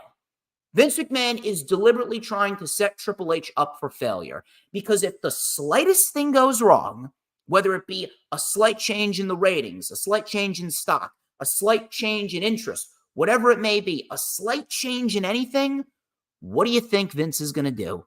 Vince McMahon is going to go right back to Ari Emanuel, and he is going to talk to him and say, you see what's going on? You see, I'm the one that should be running the show. I'm the guy that is the only qualified individual to run the show, because I'm going to get those ratings and I'm going to get these stock prices. I'm going to get everything up to where it should be. When in reality, all we're getting from Vince is complete garbage. Garbage, garbage, garbage, garbage, garbage. And you're going to sit there and try and justify objectively bad television with business statistics, metrics, ratings, and finances. I'm sorry, dude. That don't fly, and that ain't accurate whatsoever. You want to talk about booking.com? I know someone is saying booking.com. Someone in the chat's going on and on and on.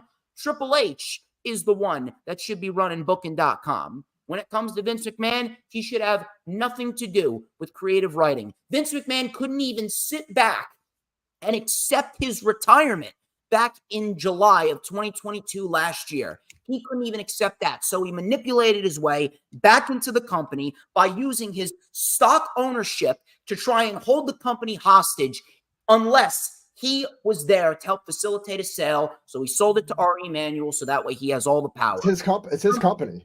It doesn't matter. I don't care. It was his company. I don't care. At the end of the day, he ain't qualified anymore. He ain't qualified. Oh man, they're doing records, bro. They were doing records before Vince. They were doing records without Vince. They were doing records without him. They've been shattering. WWE has been shattering. Without Vince. They do records without Vince. You know what happened during Triple H's short stint as creative control? He had one of the most successful international events with Clash at the Castle. Extreme Rules was the most talked about Extreme Rules, the most socially active Extreme Rules in that pay-per-view brand's history. Crown Jewel 2022 was the best Saudi Arabian show from an objective quality standpoint that we've ever seen, all under Triple H. And he brought back War Games for Survivor Series, all under Triple H. Vince I think is not needed. don't get my take on this convoluted, right? I'm still like a pro Triple H guy. I love Triple H. Like I would never talk shit. I would much rather have him be in control, fully in control of the WWE than Vince McMahon.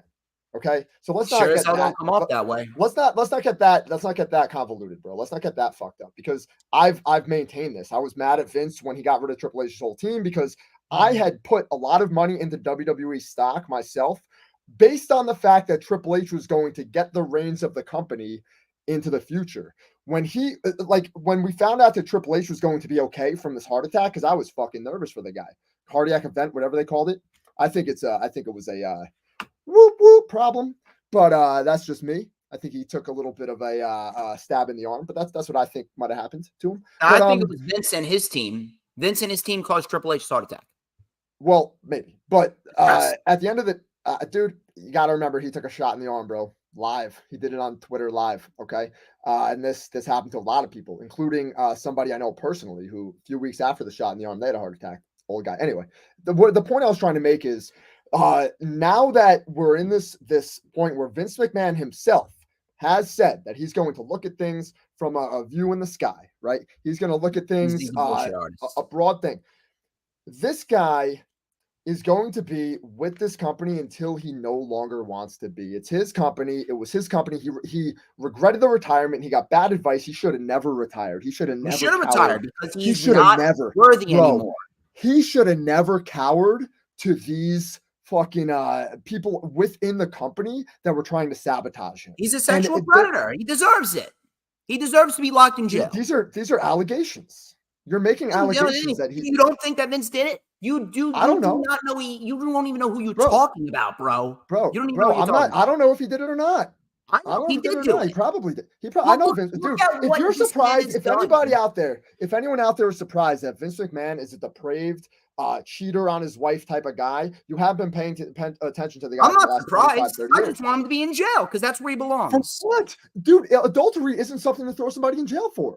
Why is he going to and taking company funds, which he should have been paying his employees for. Bro, there's intent, dude. There's something called intent. It's his money. The WWE was his. He had access. That's not all of his money.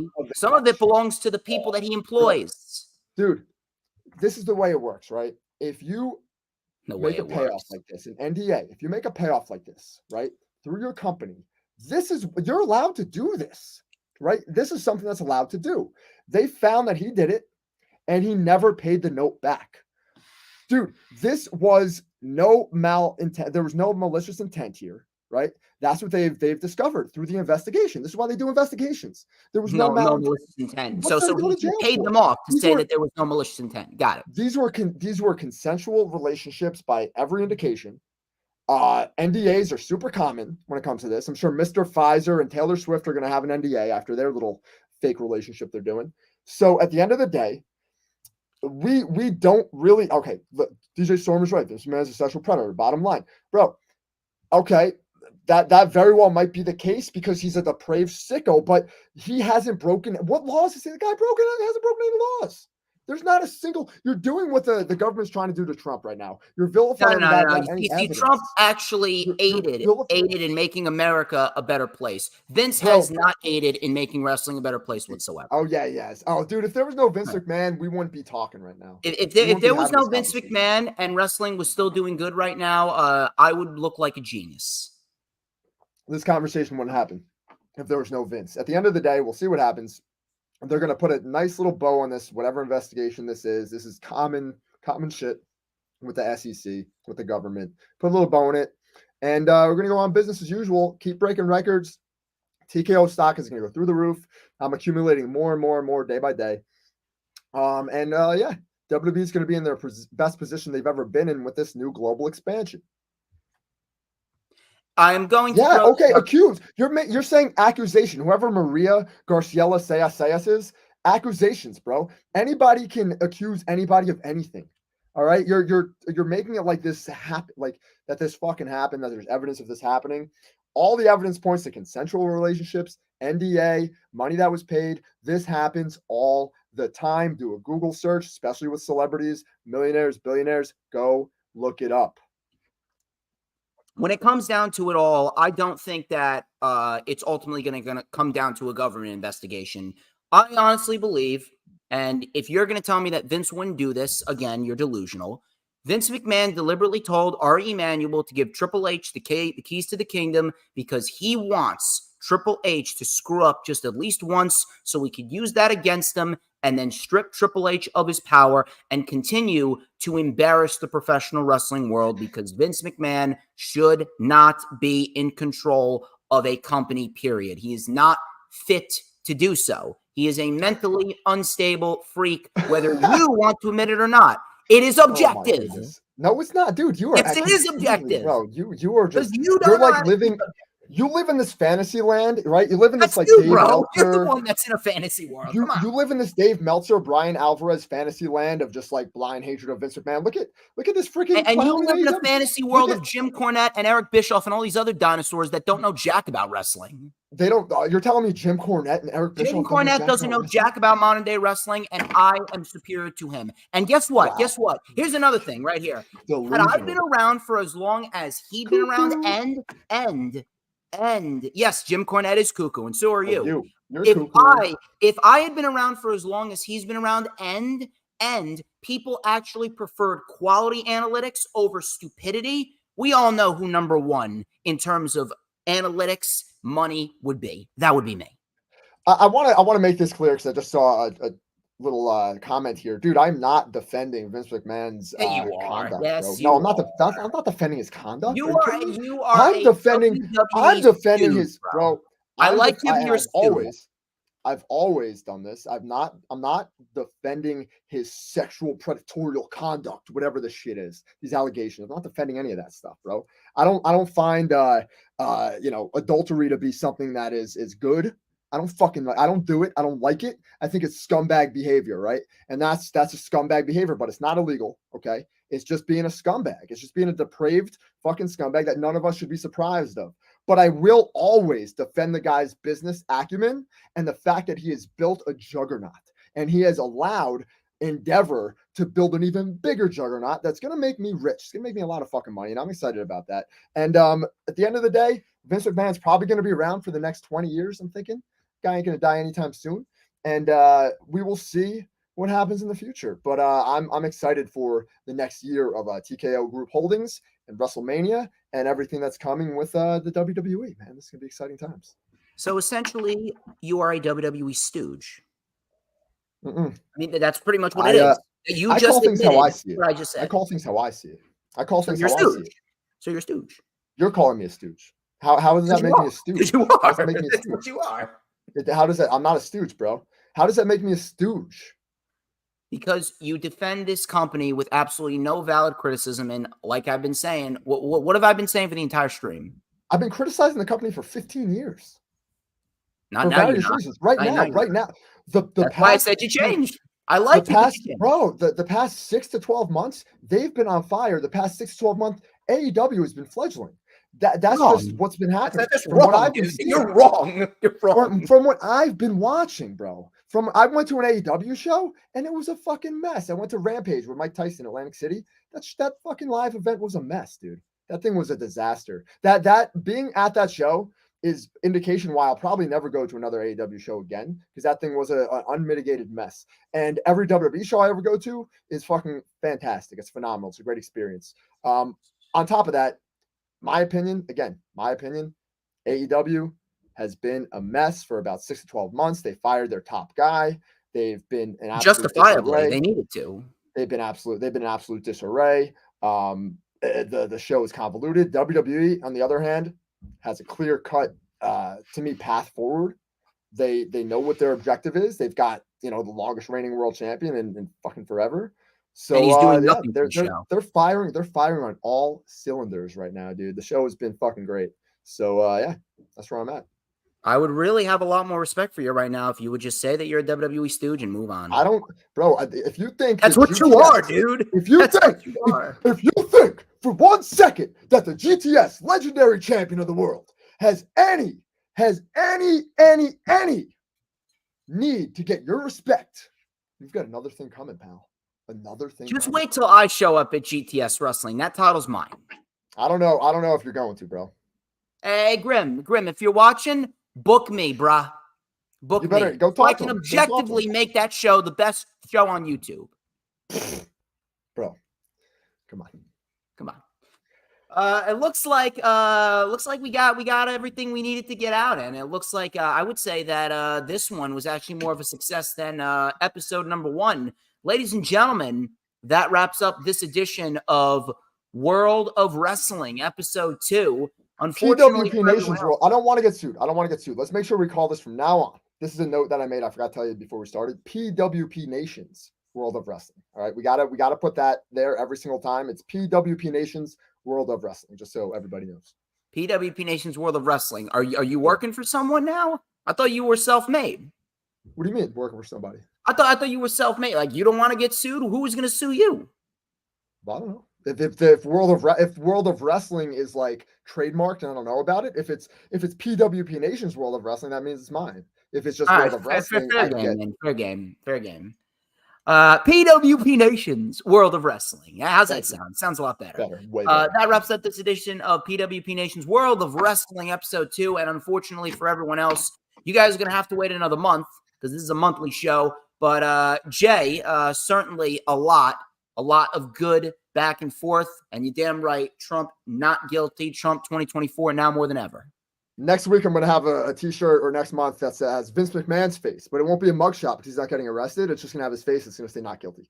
But yeah, dude, this is a great episode. Thank you as always, DJ Storms. I've mentioned it time and time again. Watch Pro Wrestling Venom tonight at around 5 p.m. I believe it's going to debut on YouTube. Check that out. I have a major announcement about the future of the GTS Legendary Heavyweight Championship. And also check out PWP Nation on Facebook. That's where all the action is. We're doing some of the best long-form discussions in the entire community in those comments, right? And it's not just me and DJ Storms talking to the fans. Fans are talking to fans. We've got people talking to people. We've got people making friends for life. I'm trying to build community here. I want people to be friends for life. That's really my point of doing this whole thing from the beginning. I want people to be friends for life. But check us out on all social media platforms. Check me out, GTS Wrestling. Check me out, Pro Wrestling Venom. We're kicking ass. We're taking names. We're just getting started. And also, I'm going to have my own show debuting soon. I keep putting this off because, as I told my buddy here, things are a little bit in disarray right now, but I've got the Jay Alletto Wrestling Show coming back. He remembers it. I used to fucking come on this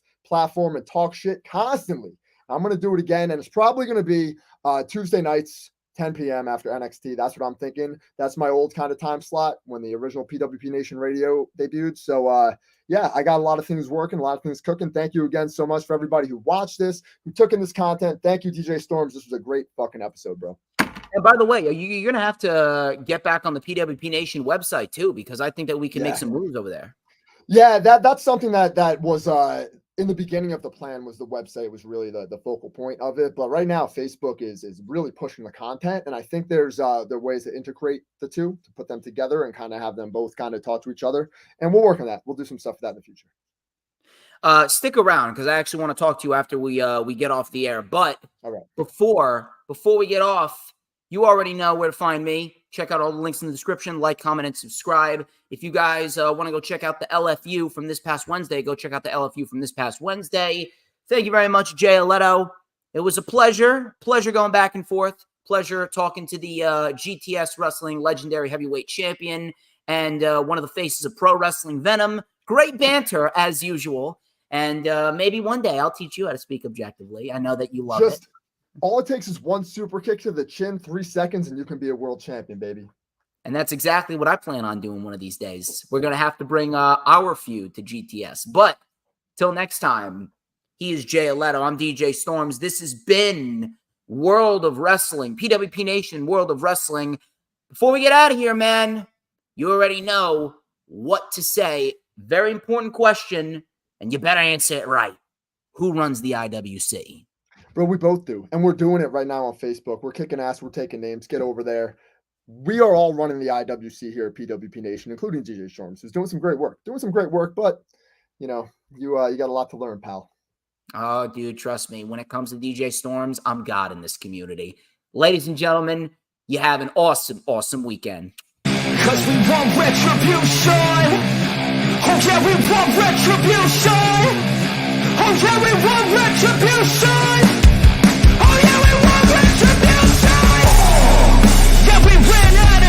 champs.